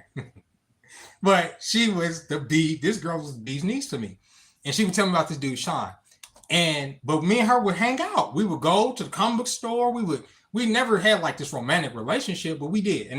So one day, long story short, I wanted to impress her. So I drew like these comic books that the reason I was popular at all in high school, because for one, I got a big mouth and I always speak my mind, even if it's going to get me beat up, whatever, because I got beat up a few times in high school, talking shit to the gang members. It is what it is. Got my ass jumped, but I still talk shit, right? But I also drew comics, and I had classes with a lot of the different football players, and I would draw comics in class. And so I knew a lot of them, including the guy that she liked. I had no idea that the guy that she liked was the guy I talked to almost every fucking day. We would joke, all kind of shit. Like, we had classes. I've drawn comics for them, all kind of shit. Had no idea until one day we was walking home. But one day I wanted to impress her, so I go over there with my book with the homeboy I was telling you about that talked to the ladies, my brother, and another homeboy. We go over to where she and her friends hang out, and I took my little sketchbook, and because she was like, yeah, come over here and I'll critique your art, and we'll talk about it and this and that. Her and her little fucking nerdy friends,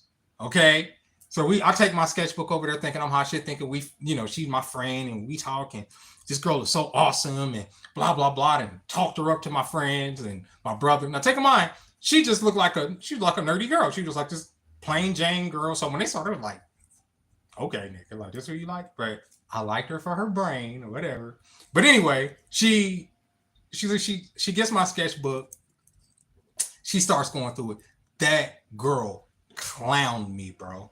She clowned me off the spot. You can ask my brother and my best friend to this day, bro. They wanted to fight her, bro. It was the most embarrassing thing of my life, bro. I stopped drawing for at least a year and a half, almost 2 years. I didn't draw shit. I didn't pick up which is crazy for me because I draw on everything. You can't leave a piece of paper in front of me for long without me just naturally starting to doodle. I stopped drawing. I just couldn't do it. I was so broken. I was my little feelings. She took my little feelings and she just said, "Fuck you." I was so hurt. I was so fucking hurt. That hurt more than any rejection I had ever had. I had been rejected a lot, but that shit hurt. That shit hurt, bro. When people talk about, oh, the girl hurt your feelings and this that shit, that was like she just took that knife and she was like, fuck you, and spin it. And I was like, oh my God. Because take in mind, she's a beautiful woman, okay?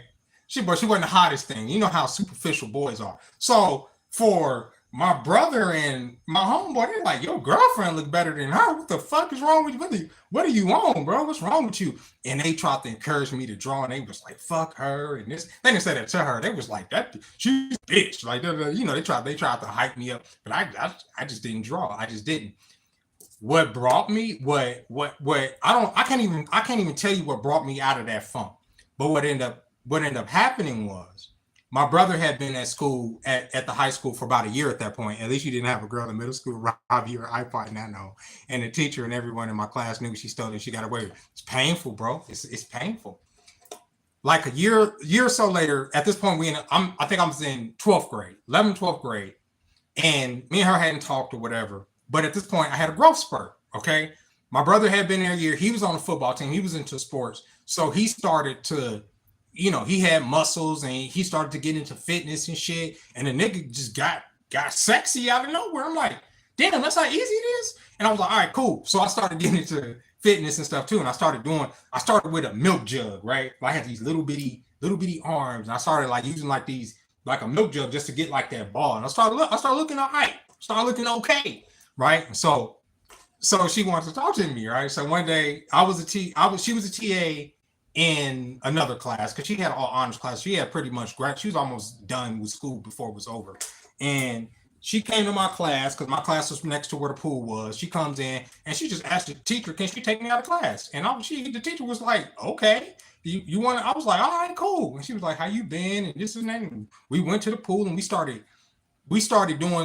painting. She was in there painting something. She was doing like a mural. And at this point, she was super sweet to me. It was a complete different. I mean, she was the same girl, but it was like the look was different. You feel me? Like it was like a different vibe. So me and her started talking and whatever, So we started, but we were just once again friends. But the past I had let go, and I just wasn't into the whole nerdy girl thing at that point. And from that point, I was like, I never deal with a nerdy girl, blah blah blah blah blah.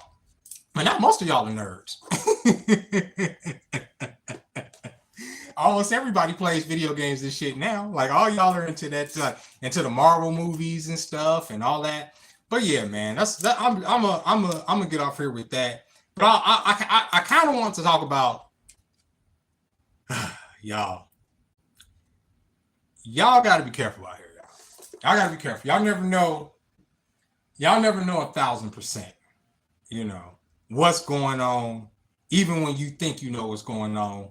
Until hindsight is 20/20, and you can look at a description of some things, and due to the fact sometimes you don't think you have a long memory, but your memory is long. Your memory be long, right? And when you put two and two together, you realize that sometimes some shady shit was going on under your nose, and you just up there just like do, and you realize it, and you just like, fuck. It is what it is. You can't be mad. I say that to say, I was on my way to work today. I came across something that I had that type of epiphany, you know. I came across some content and I had an epiphany that I was like, oh, it was like that. Didn't know it was like that. And I kind of felt a certain way going to work. I felt kind of betrayed. I shouldn't feel betrayed because it was no betrayal. There was no betrayal, but there was some deception, and the deception was right under my nose, and I chose to ignore the deception, and that's fine.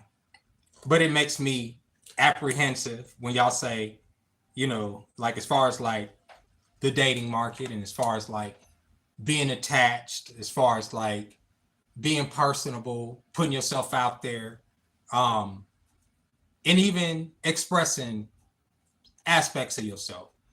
I don't tell a lot of ladies that I date, not that I date a lot of ladies, but I have dated a couple ladies, but I don't let them know that I have a social media presence. And the reason I don't, not out right off the rip, is because on this channel, I am very, very honest with y'all about who I am. And that's not that I'm not going to be honest with them. It's not that I'm not going to let my personality shine and be who I am. But I am, I'm on this channel.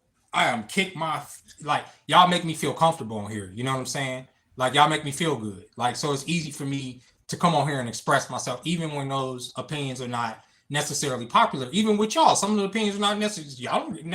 I don't expect people to agree with everything that I'm saying. I don't, because sometimes my mind may even change in the future about some things. But but I'm not hiding anything about myself, if that makes sense. I'm not hiding anything about relationships that I'm having with people. I'm not hiding anything about the way I'm moving in life. I'm being as transparent as humanly possible without without throwing other people under the bus, or naming people that I talk, what I'm saying? Like bringing other people into my public life, if that makes sense. Because I've done that in the past, talking about my kids and talking about my baby mama, right? That's brought problems into my real life. That's made relationships strained because of me expressing myself so openly here. You understand? Like, and it's not that it wasn't true. It's just that there's a time and a place, and there are certain things that need to be reconciled first before you can completely express yourself in a way in those terms when it comes to interpersonal relationships. Now, when it comes to the world, it's easier for me to express my, my political opinions, my social opinions, stuff like that. But when people do discover that I have a social media presence, they do a deep dive, okay? And depending on where they do that deep dive is how that goes. I've had a couple ladies that, we talk, we got a rapport, one of them we've even hung out and, it broke my celibacy or whatever. But the moment they discover that I have a social media and they start to follow that social media becomes the focus. And even if I express to them, I am a social media personality. I get online and I talk. That's what I do. I do that. I like doing it. I enjoy it. I enjoy it immensely. In fact, it is actually my favorite hobby. But some of the shit I say online is you may not mesh with that. Like, but you and I can have a discussion about it if you want to, right? Like if it's like a worldly thing. But when it's personal shit, because I've expressed myself personally on here, that's not stuff that I'm going 100% go at a woman with, right? Like my mommy issues, right? Like I'm not going, my mom, then my past. I'm not gonna go into that. I'll go into that with y'all, because we just having a discussion, and I want people to be able to take something from my life, and maybe they can relate to it. Maybe they can do something with it. Maybe they cannot feel alone, because there's been times where I felt alone, and I've watched people's content and not feel alone, right? That's what I'm saying. So, tonight, I don't feel alone. You know what I'm saying? It's, let me see, what did you say, Peter? Peter, I don't even use social media, but when I meet a girl, they immediately expect me to have an Instagram. And that is the climate we live in. And my Instagram, a couple people on here probably follow my Instagram. My Instagram I rarely share the type of content that I share here and on TikTok on my Instagram. It's usually just, I'll show toy stuff, I'll take pictures, stuff out and about. But, occasionally I'll do a reel where if I feel like the message is important enough that because it's going to be shared to my Facebook too. So, my aunties and shit are going to see that shit. So that's stuff that I'll share on there. But for the most part, yeah, they're going to ask you about your Instagram. They're going to see your social media presence. They're going to do a deep dive. And if you have an opinion that is different than that may align with this, they can use their discretion to not talk to you again. And that's happened to me multiple times. Oh shit, I don't necessarily like your views on this Trump thing. I don't necessarily like your views on abortion. I don't necessarily like your views on this, but instead of discussing it with me, because it may be more nuanced than just what you may have gotten out of a video, especially TikTok, because it's not usually YouTube. Because on YouTube here, I can flesh out my opinions. Like I can watch my YouTube videos. I like my YouTube videos. I like the shorts I put up here that from TikTok and my TikTok videos. To me, it's a lot more. Even though it's not scripted, it feels scripted because it's like I'm trying to do it in a short amount of time. Whereas on YouTube, I'm just sitting here just talking. If the video goes 20 minutes, it goes 20 minutes. I don't care. But on TikTok, I try to keep my point concise. So for me, watching those videos back is a little harder because it's a lot more that I wanted to say.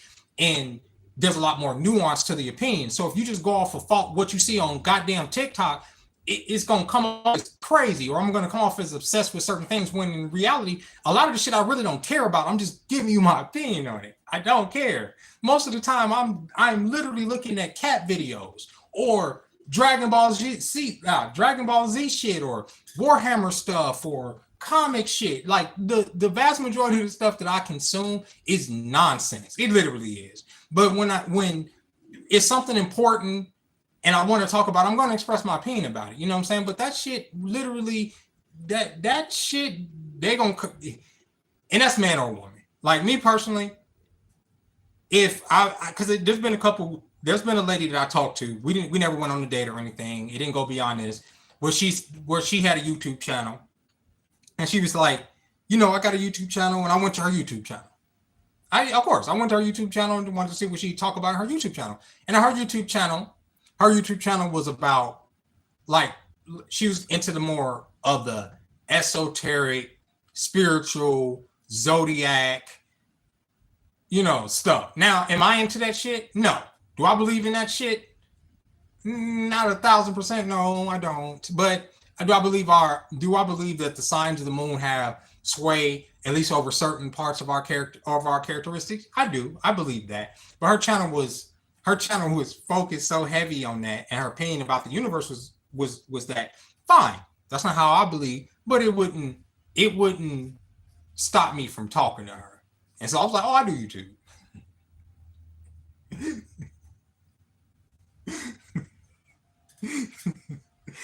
And so I gave her my link. And I never heard from her again.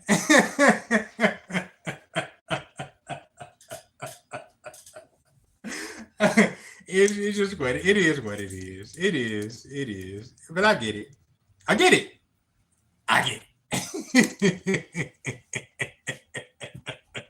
I am only human. Yes. Cats and DBZ. That's what I be seeing. I see a lot. I see probably more cat videos than anything because they make me happy.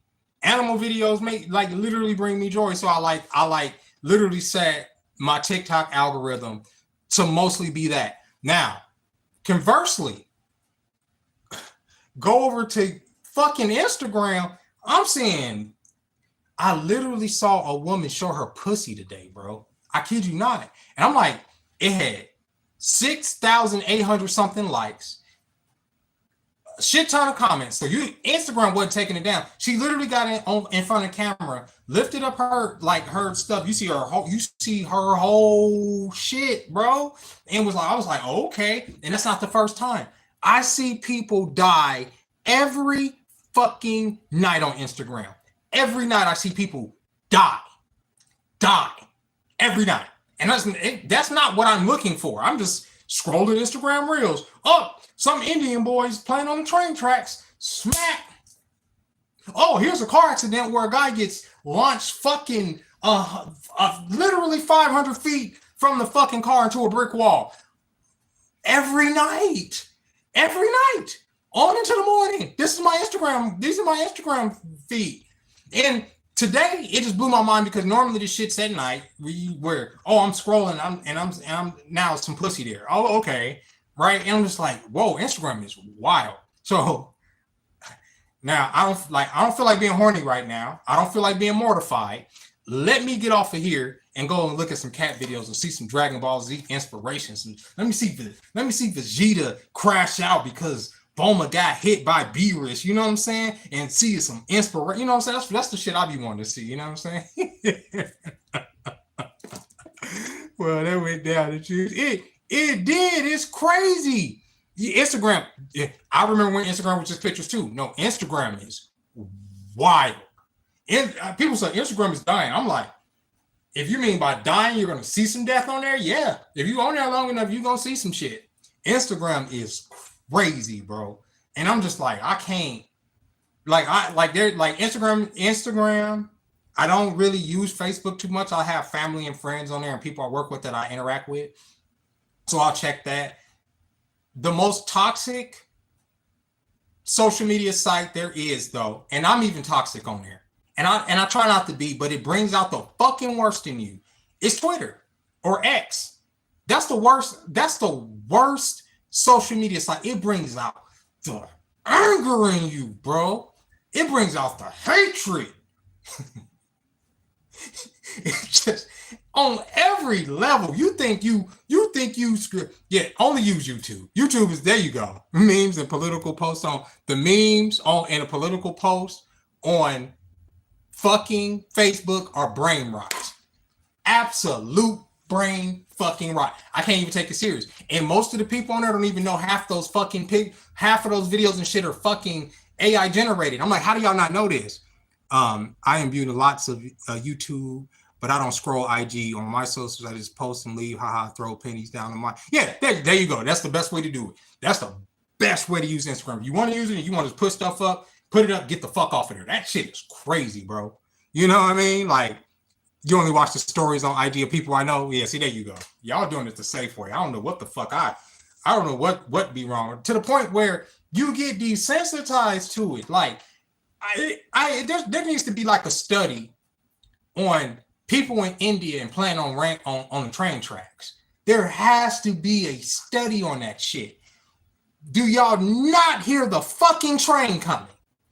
Get off the goddamn tracks. Stop playing this shit with the poles on the tracks and then forgetting, bang, head just come flying. That shit is insane. I'm like, bro, y'all gotta have better safety standards in India as far as these train tracks. Because if I see one more Indian person die from a fucking train, I'm gonna lose it. You know what I mean? Everybody think I'm spitting gems on X when in reality they're just regurgitating something they heard. Exactly, bro. And everybody hate everybody. It's crazy. I literally like get on Twitter. Like I have X, right? I obviously have it.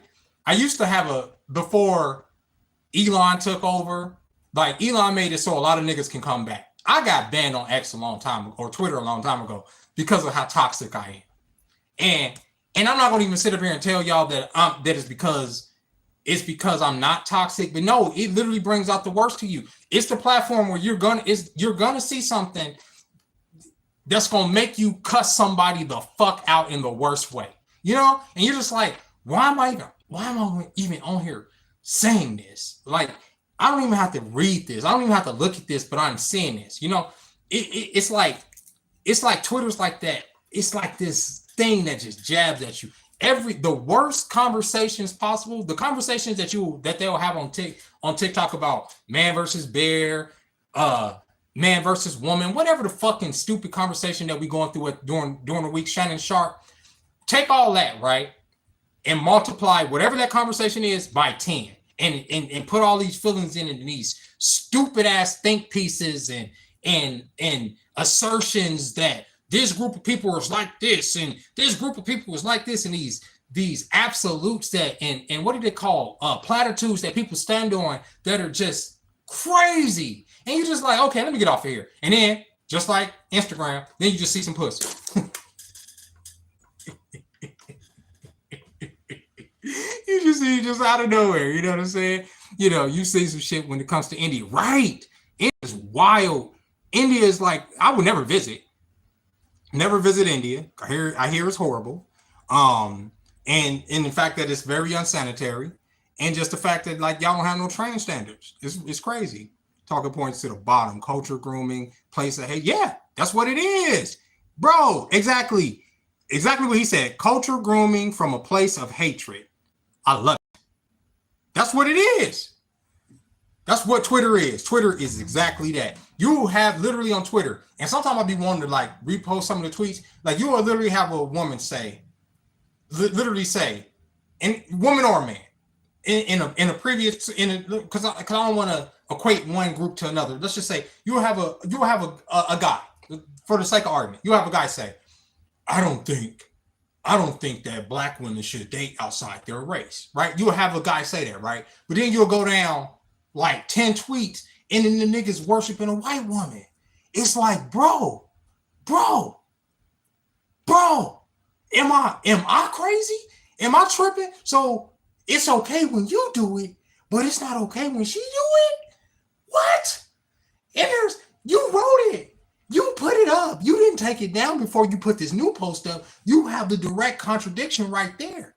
And y'all are standing on it. Y'all are literally standing on business with some of the most nonsensical takes possible. And people will go to war on Twitter. The race war is on Twitter. That's where it is. That's where the race war is.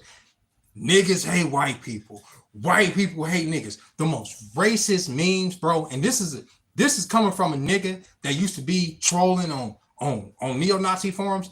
The most racist memes I've ever seen wasn't from there. They were from fucking X. Go on X long enough, you're gonna see some crazy shit. The memes of the white girl holding the abomination mixed baby that's looking fucked up in the face. That's obviously like, and they feel like this is, and now they want a white man to come in. I'm like, y'all, this is the content that y'all are honestly, and it's not just white people doing it. It's not. It's us too. We're just as racist. It goes both ways. It's like y'all get on here and do this, and then a couple y'all be having these important jobs, and then your tweets come up. God forbid, your tweets come up, and it be the most vile shit possible because that site literally brings that out of you. I don't know what it is, but it brings it out of you. It's like you know how you soak your feet in certain solutions, bring out the poisons and stuff. That's what Twitter, it just brings it out, bro. I've had to go back and I'm like, why didn't have to say that to that person, bro? That's just hatred, man. That's just mean. You don't even have to feel like that, bro. Why are you even angry? Why are you that mad right now going to work? Like, what? Literally, you know. I heard that India, little grapes, they do that too. There's a lot of groping. You know, as far as like, but I ain't seen none of that on there. People gotta find healthier ways to redirect their anger than argue with a person on X who has an anime character as a profile picture and a fake name that is in a bold and italic font. Exactly, right? And people will literally have threads, write a whole goddamn book arguing with a person that they don't know. And the best advice I ever got was from the homeboy, the same homeboy that Mr. Playboy Risto, right? He told me, because I used to go on Twitter and I used to argue with these motherfuckers, and then we'll get into a live. Me and him, we used to do like these like live streams on what's it called? Twitch. And I get on there and I be all angry about some shit I saw on Twitter. And this nigga said to me, he said, you go on there and you work yourself up and you don't realize that the internet works in shifts. And I said, what do you mean it works in shifts? He said, you going on there and you arguing with this person you don't know. When that person goes to bed, now you arguing with a whole other person. And it's just another person took his shift. And then he's going to continue the argument the next day. So you just argue. It's like this, you arguing with people you don't know. And just that shit made so much sense to me. I'm like, yeah, what am I doing? Why would I get on here and just be arguing with people that I don't know? Like if I have an opinion, they have an opinion, I can agree to disagree and move on with my life. It can piss me off. I can choose to let it piss me off, or I can sit Twitter fingers, oh fuck you, stupid asshole. I can do either one of them, but either one of them's gonna raise my blood pressure, the other one's gonna send me on about my day. You see what I'm saying? Like I get to choose. You feel me? So that's why I don't use that shit like that. Let me see. People gonna find healthy. Let me see. Also, more than likely, she or her in the bio. Right? They're gonna have their pronouns in the bio. Definitely. Both sides complain about division, while the rest of us enjoy this sort of thing. That's what I'm saying. And true. Because I know at the end of the day, if you live in a world, you see the internet is the internet. The world is the world. Like everybody interacts with you. Everybody's cordial. Most people are fucking cordial. They don't get the old boomer across from your table don't give a fuck that you are transitioning. He's focused on his family. You know, I'm telling you this as a person that literally works in the public. Then nobody's paying attention. People hold the doors open for people still. They do. People, men, women, hold the door open for me all the time. I'm leaving work. They hold it open for me. Like it's oh, have a good day. Blah, blah, blah. It's nice out here. Blah, blah. Just little shit. People, there's still some humanity out there. The internet will have you thinking that everybody hates everybody. Nobody's trying to help each other, and that's not indicative of the world that I see most of the time. I don't see that. Even I always make fun of Wendy's. The Wendy's next door. There's a guy, obviously, and you know, sometimes I don't have the best patience. I don't, and I'm mean.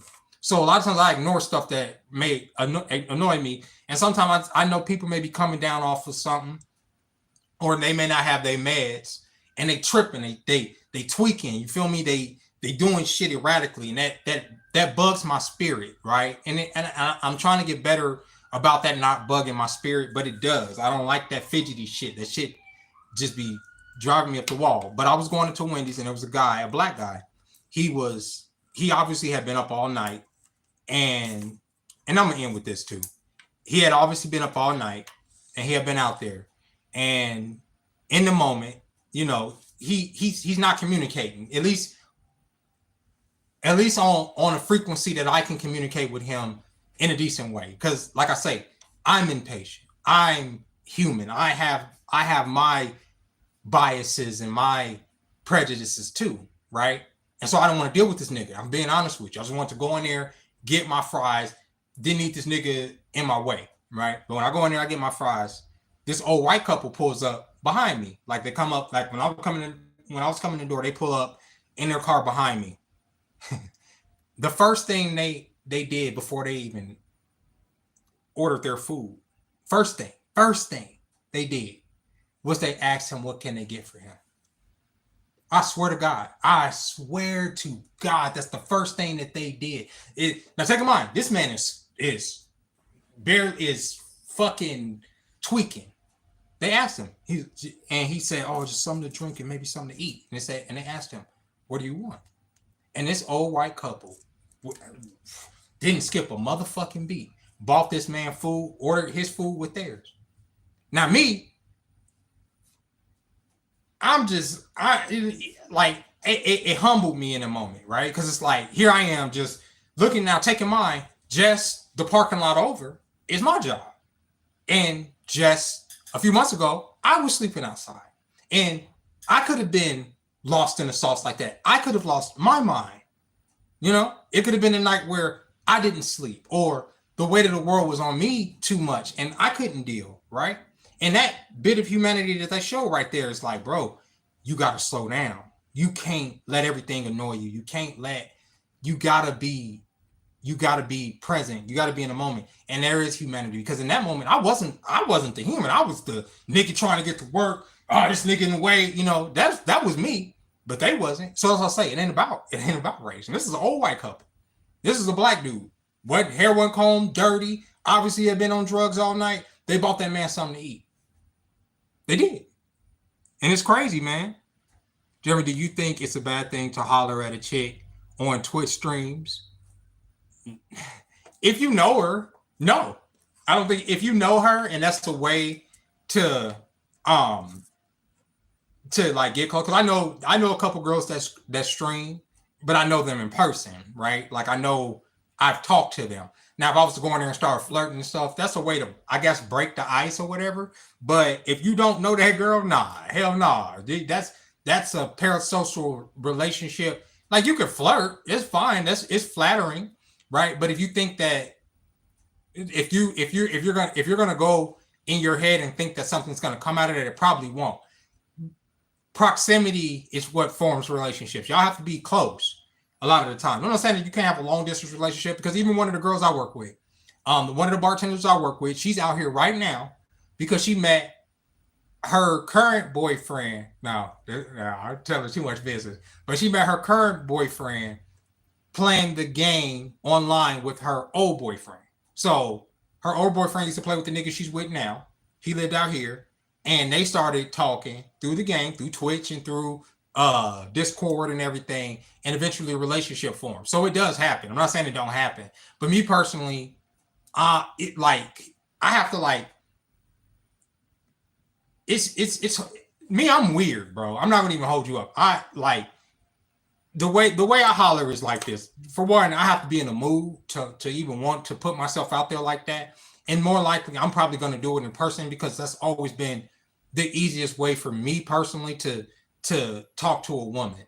Just it's just the easiest way because for me online a lot of stuff gets lost in translation. Like whereas in person it's easier for me to say, oh, you know, like but whatever the case may be, because she's going to give me the sign that maybe she wants me to talk to her, right? Maybe she's gonna glance at me a couple times or look my way in a flirty way or whatever the case may be that's giving me a reason to continue on pursuing. But if I don't get that, I'm not gonna say shit. I'm just not. I'm not gonna say anything. I'm not gonna even. But there's even times where they're like today. There was a lady trying to get my attention on the bus, but the bitch was crazy. I could tell she was crazy. She was crazy from the moment she walked the fuck up. You can see it on her face. I'm not gonna talk to somebody like that, even if she's giving me the signal that she's bored. She ain't got no headphones. She wants a nigga to talk to her. I'm not gonna talk to nobody. I'm not gonna talk to her because the bitch is crazy. You know, I can see it. You know what I'm saying? Oh fucking hey! Thank you, Cowboy Bebop. I appreciate you. I appreciate that, man. Thank you. I'm not about to. Thank you. Talk to like online is hard, man. It is, man. Like it's just as bad when you get a lot of hits as no, I don't say it's just as bad because at least you have a better chance. But it's frustrating. Like I could put up a dating profile, right? And within, I would say a day, I'll get at least about 10 to 15 matches, okay? Out of that 10 to 15 matches, I'll initiate a conversation. Because I know they want me to initiate the conversation. So I'll say something like, hey, how you, because I've talked about this before. Hey, how you doing? Whatever the icebreaker is whatever it is, I'm going off of their profile as the icebreaker to break the ice. Out of that, let's say the 15, off the initial 15, maybe 2 will respond. 2 out of the 15 that we all matched together, and I'm going to initiate the conversation. Maybe 2 will respond back to say, "Oh, I'm doing well. How's your day?" or something like that. Okay, now we're getting somewhere. Okay.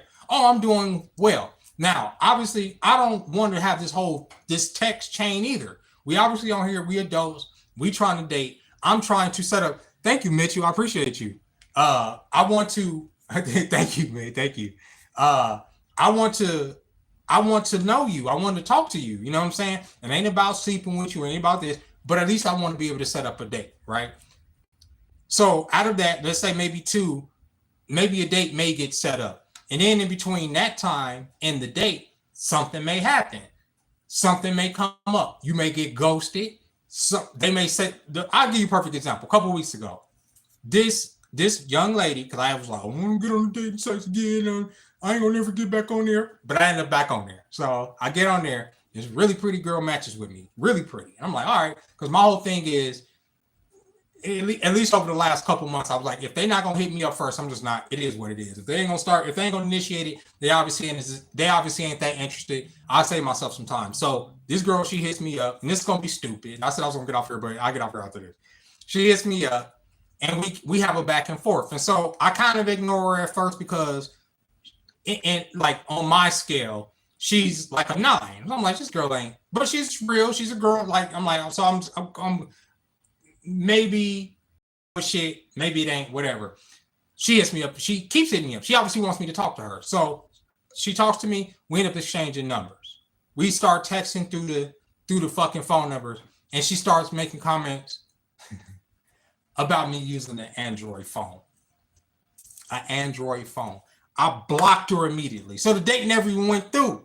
Because if the device I'm using, you understand, is a problem, is it going to determine my social status because I don't have an iPhone? Because I didn't even understand what the fuck that was about.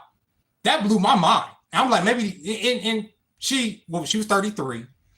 So maybe it's an age thing at that point. Maybe she's just at the cusp of that generation where that shit matters. But the device I'm talking to you on should not matter, bro. And it wasn't. And maybe she was joking, but she got blocked by all the same, and the date never went. I ended up going on a date with somebody else, and then that ended up turning into something else too. So I ended up, karma ended up catching up with me anyway. So it is what it is. It is what it is. It is what it is. Yeah. I did just make a video on that situation. That's the situation. That's what happened. And I was like, and I felt stupid because I felt like that's like such a minor thing, and she was such a good look. I was like, that's your problem. You block your own blessings. You do. You block your blessings, and then you get on here and you talk shit about how women do approach. They do. Y'all say, a lot of men say women don't put themselves out there, but they do. Women do put themselves out there. Women do compliment you. Women do put themselves out there. But like I said when I started this conversation, I'm fucked up. I'm the piss in the dating pool. I am. I realized that. I realized that about myself. I do. And it's not some woe is me shit. It's just the fact that like I am a part of the problem. Like, you know what I'm saying? Like I need to stay off that shit and then just like, you know, I had my turn. You know what I'm saying? I had my go. You know what I'm saying? I've done everything that I've wanted to do. I've been with all types of women, you know, like I've done everything that there is to do at this point. So at this point, it's just like, I just want to be. Here's the thing, y'all. If I get in a relationship in the future, or if I ever have a girlfriend again, she's going to be more of my friend than anything. We're going to be friends above all else. Like, we're going to be friends above lovers. We're going to be friends above everything else. Like, the friendship, it would be more important to me than anything. You get what I'm saying? Like, it would be more important to me, her friendship and her respect. You understand? Because then I've had two long-term, what I consider to be long-term relationships in my life. And the thing is, those women love me. They did. They love me to death. But after a minute, the respect left. You understand? And I can understand why. There are different circumstances for each girl, for each woman. But respect left. And when the respect leaves, the relationship is done. You understand what I'm saying? You know what I'm saying? Piss in the pool is bananas. You're right. You know, what you were so cute. Why I be wanting to just baby you and be sweet to you. Chocolate cake, you be on here just making me feel good. You be making me feel like I'm like, you make me feel like a scumbag when you're talking sometimes. Yeah, that's true. But at the same time, though, it was empty. Like, it wasn't, the relationships gave me something. Being in a relationship with a woman, to me, is better than just dating shit where it's just like, oh yeah, we're gonna date. Oh, we're gonna come back here and we're gonna do whatever. We're gonna go to your place, and that shit is lame. Being in a relationship where y'all love each other and that person wants to, because if you never, and I feel bad for a lot of the men that have never been in love, or a woman has never loved them. When a woman does love you, when she does love you, when she loved you, she is going to invest a lot of energy into you. When I say earlier about us getting together for energy, that woman is going to pour energy into you. She's going to pour energy over your spirit, especially if she's a good woman. She's going to do that, right? And it's going to improve you, right? But in pouring that energy into you at the same time, she may be taken away from other stuff she may want to do. You know what I'm saying? Like, so y'all got to be, at least, if she's going to be pouring that energy into you, y'all at least have to be having a similar goal, on the same path, the same destination that y'all are trying to get to, so that it doesn't feel like time wasted, right? And that the friendship can endure, because eventually, if y'all plan on growing old together, y'all not gonna always have sex, bro. Sex, it ain't gonna always be about the physicality. It's gonna be about the partnership. It's gonna be about relying on this person and this that's what scares me. This is the thing that scares me the most about my life right now is that this is the first time in my life there's no backup. You understand? Like I'm the backup. There's like if I get sick, when I've gotten sick, there's no soup. I have to make the soup. When I couldn't walk, there was nobody to be like, "Oh, we're gonna get you to the hospital," and I just have to endure that shit. You feel me? Like when you're in a relationship, there's always somebody there to fucking help you, to make sure you coming home at night, to make sure you good. Nobody gives a fuck if I come home. You know what I mean? Like I could be missing for days, and the only people that's gonna know anything is my job. And there's been times where like I accidentally didn't call in. My job thought I was fucking dead. And they like, "Oh my God, are you okay?" Blah blah blah blah. You know what I'm saying? That's my man. He just not getting yet. You know what I'm saying? Maybe. You see, only will happen when she's younger, when she see more of the world, when she goes out the window. Yep, y'all gotta be like-minded. You gotta be like-minded, y'all. Y'all gotta be like-minded. I was missing for days and on the news. Really? Oh shit, where were you? My job. They when I came, whenever it was like we just didn't know where you were. I was like, I was okay. I thought somebody had covered my shift. She either wants to be part of your life and help you cook and clean for you, or she'll look the other way. It ain't even about her. It ain't even about her cooking and cleaning. It's just about having that partner. Like, like when you have that partner, and y'all know when you've been in a relationship, you know what I'm talking about. She gon' like even the eating thing. She gonna make sure you eat. When you single, you making sure you eat. And a lot of times us men we neglect ourselves, like you know what I'm saying, as far as like eating right. You know what I'm saying, eating well. I mean, I'm eating right because it's a conscious decision right now. But as far as like I'm not eating like how I eat when I'm in a relationship. You feel me?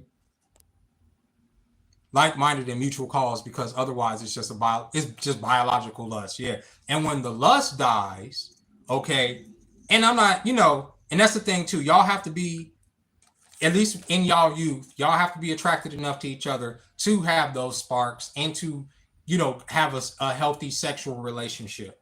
I think as far as my last relationship, we became, at least in my opinion, we became too heady and it just wasn't like we were more like interacting like I don't know how to put it, like almost like family members, like brother or sister or some shit. You know what I mean? And so the sex drive or the sex appeal, at least on my end, like left, right? Like it wasn't like I just didn't have it, right? And that's what drove the relationship to the ground. And that was on my part because like I didn't know necessarily how to express that to that person that like we're not sexually compatible. You understand? Do you need some cooked meals? No, I'm fine. I be eating them. I be eating at my job when my boss ain't there. You know what I'm saying? My boss called the police on me because I quit my job. Really? I don't do it. Relationships always start good but end up horrible if you. That, now I'll be lying to you if I said that that's not my experience, but it has been my experience. It has been, and not that the relationships got horrible, but they turned on me. Whereas I felt like by the end of the relationship, I felt like I wasn't enough, right? Like, or I wasn't doing enough for those people, and like there's a feeling of inadequacy because you do want to do for that person. You do want that person to adore you. You do want that person to look at you a certain way, and when you feel like you can't do that or you're not doing that, it does have an effect over your self-esteem, and that's where resentment comes in, either outwardly or inwardly, where you can't express yourself in a sexual manner to that person because y'all just don't have that there. Yeah, roommates, but yeah, exactly. But we roommates, but we still like love each other, right? Doesn't make sense. Like you can't have a relationship out of that. It ain't good for either one of you, like, because that person's self-esteem starts to be affected. You're not getting what you want, sexually from that person. But at the same time, if y'all have similar goals, if y'all are compatible, at least on a sexual level, on a physical level, y'all can make it to the age where sex isn't important, because you're going to get to a point, if you meet that significant other that everybody's looking for, if you're lucky, if God grants you that person, you'll get to that point where y'all are not having sex like that. You know, these 70-year-old people ain't out here bumping uglies like that. I deal with these old people all this. There's an old couple that come in there all the time. They're like 86 fucking years old. They are not fucking, bro. But they've been together 40 something fucking years. At some point they was fucking. Obviously, they all these fucking kids and grandkids. But at this point, they're at this age where they come into the restaurant slow as shit. You're looking at the menu all close. They know what each other want. You know what I'm saying? They know, one can get up and go to the bathroom and the other know what the other one want to order without even having to consult them. They know each other's temperament. They know they've been together so long. That's beautiful, bro. That's a beautiful thing. That's a beautiful fucking thing. That is more beautiful than anything. But that's hard to come by. That's hard because we have all these idiosyncrasies and all these issues within ourselves that we trying to adapt to, because we live in a fucking machine matrix that's fucking us up. Let me see. Let me read your message. Let me see. Everyone was looking for me and couldn't find me, and I ended up on the news. But why did he call? Just because you quit your job, though? I don't get that. It's not you. You could be made out golden women would still find something wrong. Let me see. At narrow or travel. Not all women. No, not all women are like that. No.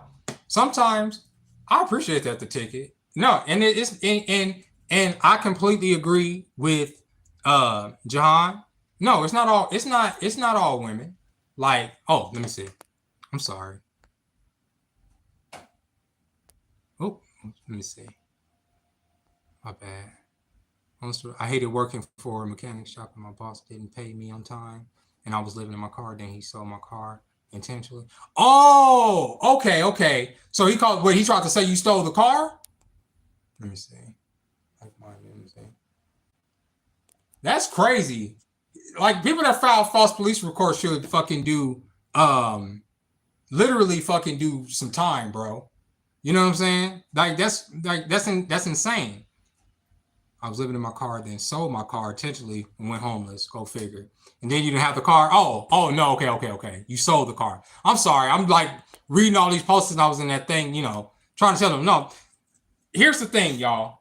And this is, I think, a lot of, because so many men say this, like, no, not all women are the same, but there are traits that men and women have that are similar, right? And no, there are women that will stay with you for a very long time for all types of reasons, even though she finds all these different issues with you, maybe, you know what I'm saying? Because she loves you, you know what I'm saying? They wanted me to work there, but after potentially being poisoned by the boss's brother and not being paid on time, and my bank account would go that should sound like you was working for fucking some criminals. Because you could, if I'm working for you and you owe me fucking money and you can't pay me, we gonna have some issues. I work for a scumbag out here when I work down by the strip, but the nigga paid. The money was always there. The money was fucking there, and he prided himself on paying. You know what I'm saying? And then the micromanaging, that's it. Like, a lot of these jobs do that. You know what I'm saying? Thank you, Gina. But yeah, no, like, all women ain't the same, bro. Just like all men ain't the same. Like, a lot of women, like, it's like sometimes you just have to meet the right one. And my relationships, and I'm speaking from my relationships, I see where I went wrong. Can I complain about them? Yeah. There's a lot I could say.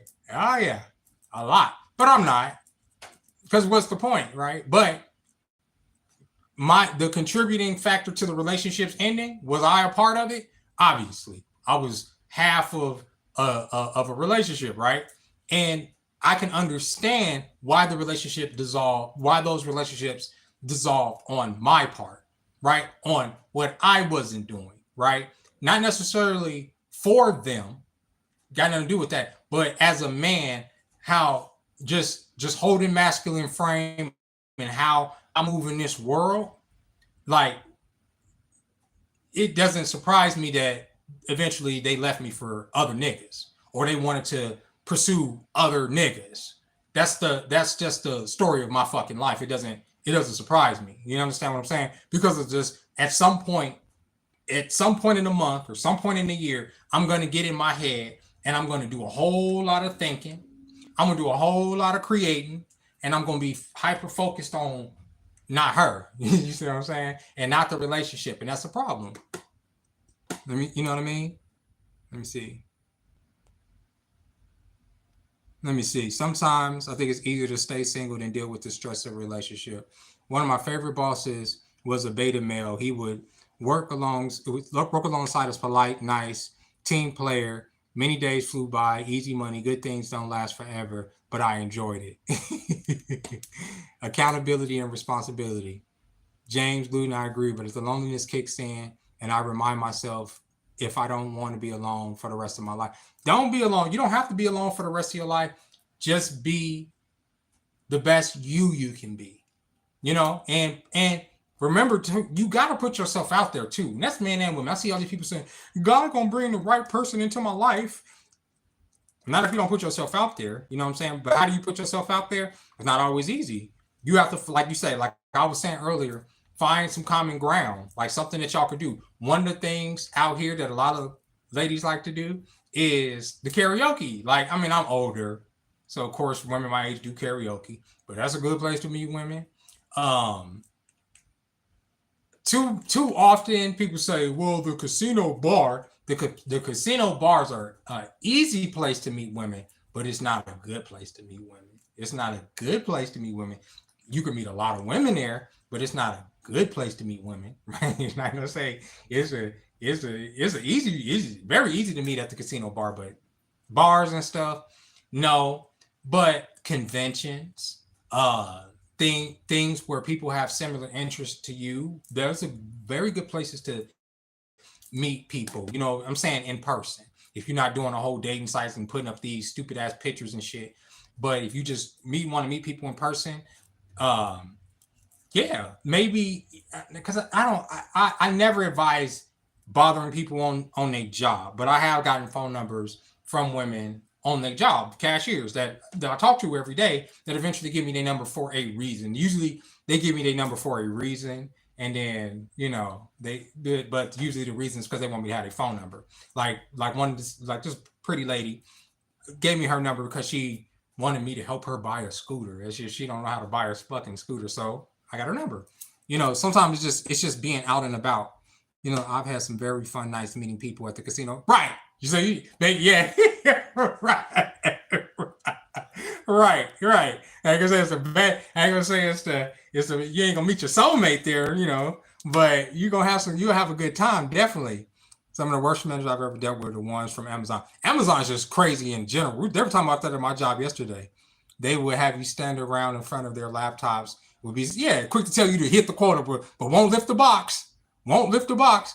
They would have a superiority attitude, not like when people I got up out of there real quick. Yeah, karaoke is a W.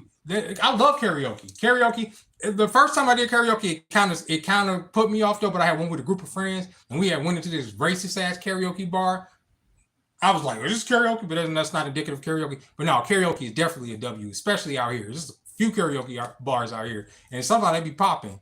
Out here, they also have the pools. They have like today, all the casinos have their pool days.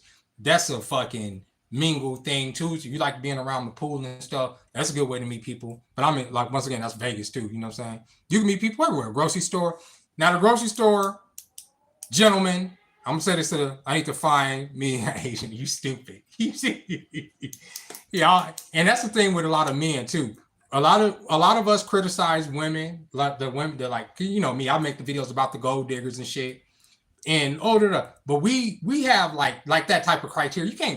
Don't try not to break it down to that. Like, oh, she gotta have. I mean, you can if you want to. I'm telling nobody what their preferences are. But if you lonely, broaden your horizons a little bit. I'm saying like to off up to to whoever's available. You know what I'm saying? Like try. Maybe you might meet a white girl that's good for me. Maybe I can meet just a black girl. That's just straight up your cup of tea. You know what I'm saying? Jamaican. Oh my God, you about to go? Oh, I feel so bad. You about to go in there tonight? Yeah, huh? It's about to you about to go into Amazon now. Oh my God, I feel bad. But it would be ideal for me. So you have a preference for Asians. So there's nothing wrong with that. There's nothing wrong with that. But where would you put yourself out there to meet you a nice Asian woman that would be attracted to you? That's so you gotta think about that. You know what I'm saying? Where would you go? Where Peter, in your situation, like wherever you are, like where would you go to put yourself around that type of person and it not come off as a fetish? You see what I'm saying? Because sometimes if a person could say, there's like, I could tell you firsthand, there's a lot of white girls, particularly, they're going to make it, they're going to explicitly let you know that they're attracted to black men. They're going to let you know, I'm saying as a black man. I don't like that necessarily. Because it's like, okay, you attracted to what you attract to. You don't necessarily have to announce it to the world. You don't have to tell me, oh, I prefer black men. That's too much, bro. Okay, obviously you're talking to me. Like, now it's becoming like a thing. We don't even have to be a thing. It's just you meet somebody, you put yourself up next to them, and then if she happen to be Asian, great. You know what I mean? I'm going to start going to the massage parlor for happy endings. They're all over here too. That's what I find different because Asians have an integrated culture where as a black guy, I don't fit in. What are you talking about? But as a black guy though, you seem like articulate enough to know like what you want. You seem like, you know what I'm saying? Like it's a lot easier than you think it is, man. Like it really is. Like and I'm saying this for like, unless it's like this, unless you're going for a specific group of people, then yeah, it may be a little bit harder. But like if the blanketed statement is Asian, there's probably more Asian people on the planet than anybody, right? So I'm pretty sure that you could meet an Asian woman. You know what I'm saying? Like I'm pretty sure there's more Asian people on the planet than probably anybody else, if I'm not mistaken. You just got to be able to put yourself around. You know what I'm saying? Like, you know what I'm saying? You got this, bro. Unless it's a ratchet Asian girl who don't like. That's crazy. They fetishize y'all for. They do. I mean, it's nasty work. Speak clarity and understand a bit of their they'll literally say that shit, and it's like that's to me that's not flattering. You want to sit up there and compare? Don't compare me to a white boy. Don't compare me to nobody from your race. I don't want that, good or bad. That's not what this is about. If you like me for me, if we doing the interracial thing, don't make it a thing. It should never be a thing, at least for me. Now, if y'all into the whole race play shit, which, like I said earlier, I don't get that. Some men are into that. I'm not. You know what I'm saying? Yeah, I think Peter's way overthinking it. That's the problem. Like, listen to Gina. She's right. You know what I'm saying? You know, you overthinking it. That's the one thing a long time ago, the homie who was in here, Lavelle, told me because we knew each other way back in middle school. And I'm over here like, oh my God, and it was an Asian girl that I like. It was this really beautiful Asian girl named Jennifer. I was obsessed with her. And he told me, like, you overthinking that shit, bro. Just talk to her. And literally, bro, that's all it is. It's just talk. Sometimes you just talk to a person, you'll be surprised. I see people all the time coupled up that you wouldn't even, you'd be like, what? Like, how did those two people meet? Like, what brought those two? You wouldn't think that those two individuals would be together. And I see it all the time. Couples of all different types of demographics together that you just wouldn't put, like a biker, like this old biker fucking white dude that's with this black lady, teacher lady, just like it don't go, but it goes. And you talk to them and you see, once you start a conversation with them, you see why those two people are together. You understand, right? So it's just about just putting yourself out there. You know what I'm saying? Living in what ifs be like living in pre-imagined reality. You got it. Exactly. It's never, oh, I like this. Then you want it tonight, bro. I want to like that comment. That's the biggest thing. You got to get out your head, bro. You do. You get out your head. Like if you always like, this is not gonna happen, this might gonna happen, this might gonna happen, you would never take the chance to see. Most of the time, the shit you make up in your head is 9,000 times worse than it's ever been. Literally, most of the rejections I've ever gotten from women is like, oh, no, thank you, or I'm not interested, or they just ignore me and just keep walking.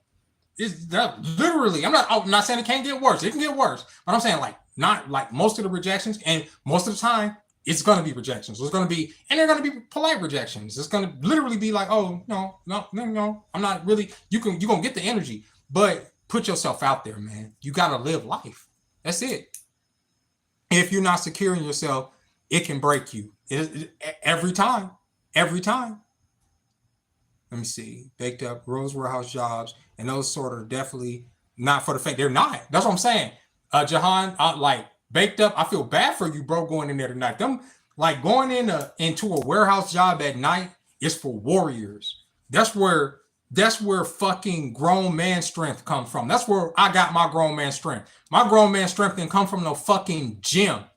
It came from working in a warehouse. I swear to God, didn't come from the gym, working in a warehouse, lifting fucking boxes and refrigerators and fucking. I remember one day we opened this motherfucking truck this is at Sears. We open this truck. The truck opens up. The goddamn fucking the riding motor. You know, like the type of riding motors that you ride on is on a pallet stacked on boxes at the top of the truck. I'm like, what the fuck, bro? It's like they took the pallet, they took the fucking tractor, they put instead of putting the fucking tractor in there first, they took the fucking tractor and put it on top of fucking boxes, bro. So obviously in transit, the shit then shifted, the pallet then broke. That was a nightmare to get off that truck, bro. And nobody cared. They didn't give a fuck. It got to the point working in that y'all got me on it. Got to the point working in that motherfucking warehouse. I did this. I said, I'm gonna start wearing a helmet to work. Just think I'm gonna piss off upper management, okay? Put on a helmet. So we got to do this truck. When the higher ups come down here, I want them to see that this is a fucking safety hazard down here, and they don't care because we ain't got no room to fucking put none nowhere. And just last week, fucking homeboy, forget his name, he had just got out the army, bust his head on the ramp. So I started wearing a helmet. Corporate comes in, okay? So corporate comes in, they're like, corporate coming in next week. We got to make sure everything's tight. I'm like, no, fuck that. I'm gonna make sure they see this shit. So I had the fucking helmet on. They start walking through. Here come corporate. All these motherfuckers in suits. So here they coming through the fucking thing. I'm like, yeah, I'm about to stick it to them with my helmet. Blah, blah, blah. They come walk through here. They stop. They look at me. You know what these motherfuckers say? You know what these suits say? You know what they say? They smile and say, that's a good idea. And go upstairs. My rebellion meant nothing to them. Get on the truck and fucking move those pallets is pretty much what they wanted to tell me. And at least we know you're not going to get a head injury. It's pretty much what they told me. Fuck you if they don't. We don't care if they don't go with the uniform. It's pretty much what they told me. I thought I was being a rebel. I'm going to stick it to the fucking store manager and the fucking when the corporate come in, they going to see. Blah, blah, blah. Them niggas didn't care, bro.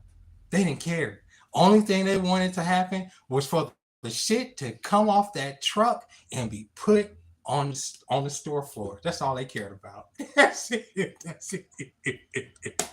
That's it, bro. Every reason you got a 12-hour shift, night shift make you feel like you're trapped in a dungeon. So you got to blow, bro. I appreciate that, man. Right? He says the company have a union like UPS. Yeah, UPS has a union. You can't go to the union with UPS. You can go to that's one thing about UPS. They do have their union, but you do have to pay your union dues. The scariest thing is to use a forklift. I almost died using one of those skids. I didn't know that either. And we're same job working at Sears. So we had the warehouse that was in the main store, and we had they had bought another like strip mall store behind it, right? So they had us using a forklift. None of us was certified to use this forklift, but shit, like I say, shit got to get stored. Okay, so somebody got to use this forklift, and the couple times, same thing, Peter, fucking turning in a forklift, I hit the fucking curb. So it's like the little where the storage was right there was a little restaurant. I'm coming up off the street, hit the curb, so it does like that little lift thing, and I'm not considering the top heaviness of the forklift, so it kind of tilt like that, and this shit, my heart nearly jumped out of my chest, and I'm just like, bro, why am I even out here driving this shit, bro? I am not certified to be driving no forklift. What was I making at the time? I think I was making $9 an hour. Wow. Them suits are built different. John, them suits, they don't give a fuck, bro. They don't. They don't. That's why they the money men. That's why they who they are. They come up and then they always come up with these stupid ass little things that we have to implement. If y'all ever work for any company, y'all know what we're talking about. When something comes down from corporate, it's always fucking gonna inconvenience the all the program that y'all already set up to work with. You feel me? And they come through and they always come through with some nonsense that's going to complicate shit. Use this amount of this instead of this amount of this. Make sure y'all use these pallets instead of these pallets. Make sure y'all store this over here instead of over here. Why we got to move from this room to this room? It's just like they have to justify their job, so they have to tell you to do something. It's annoying. It's annoying. I burst the pipe with the fur clip. Bro, Peter, bro, yeah, just stay off the forklift. Let's see, no sympathy, not an atom of sympathy.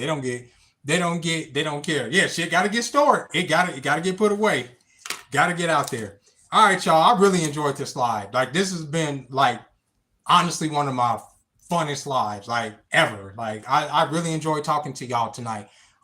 Thank you guys for like interacting with me. Let me see. My life been crazy since day one. Peter, I appreciate you commenting the whole time. I appreciate y'all being here. My mods, everybody. I appreciate y'all the compliments, the super chats from y'all.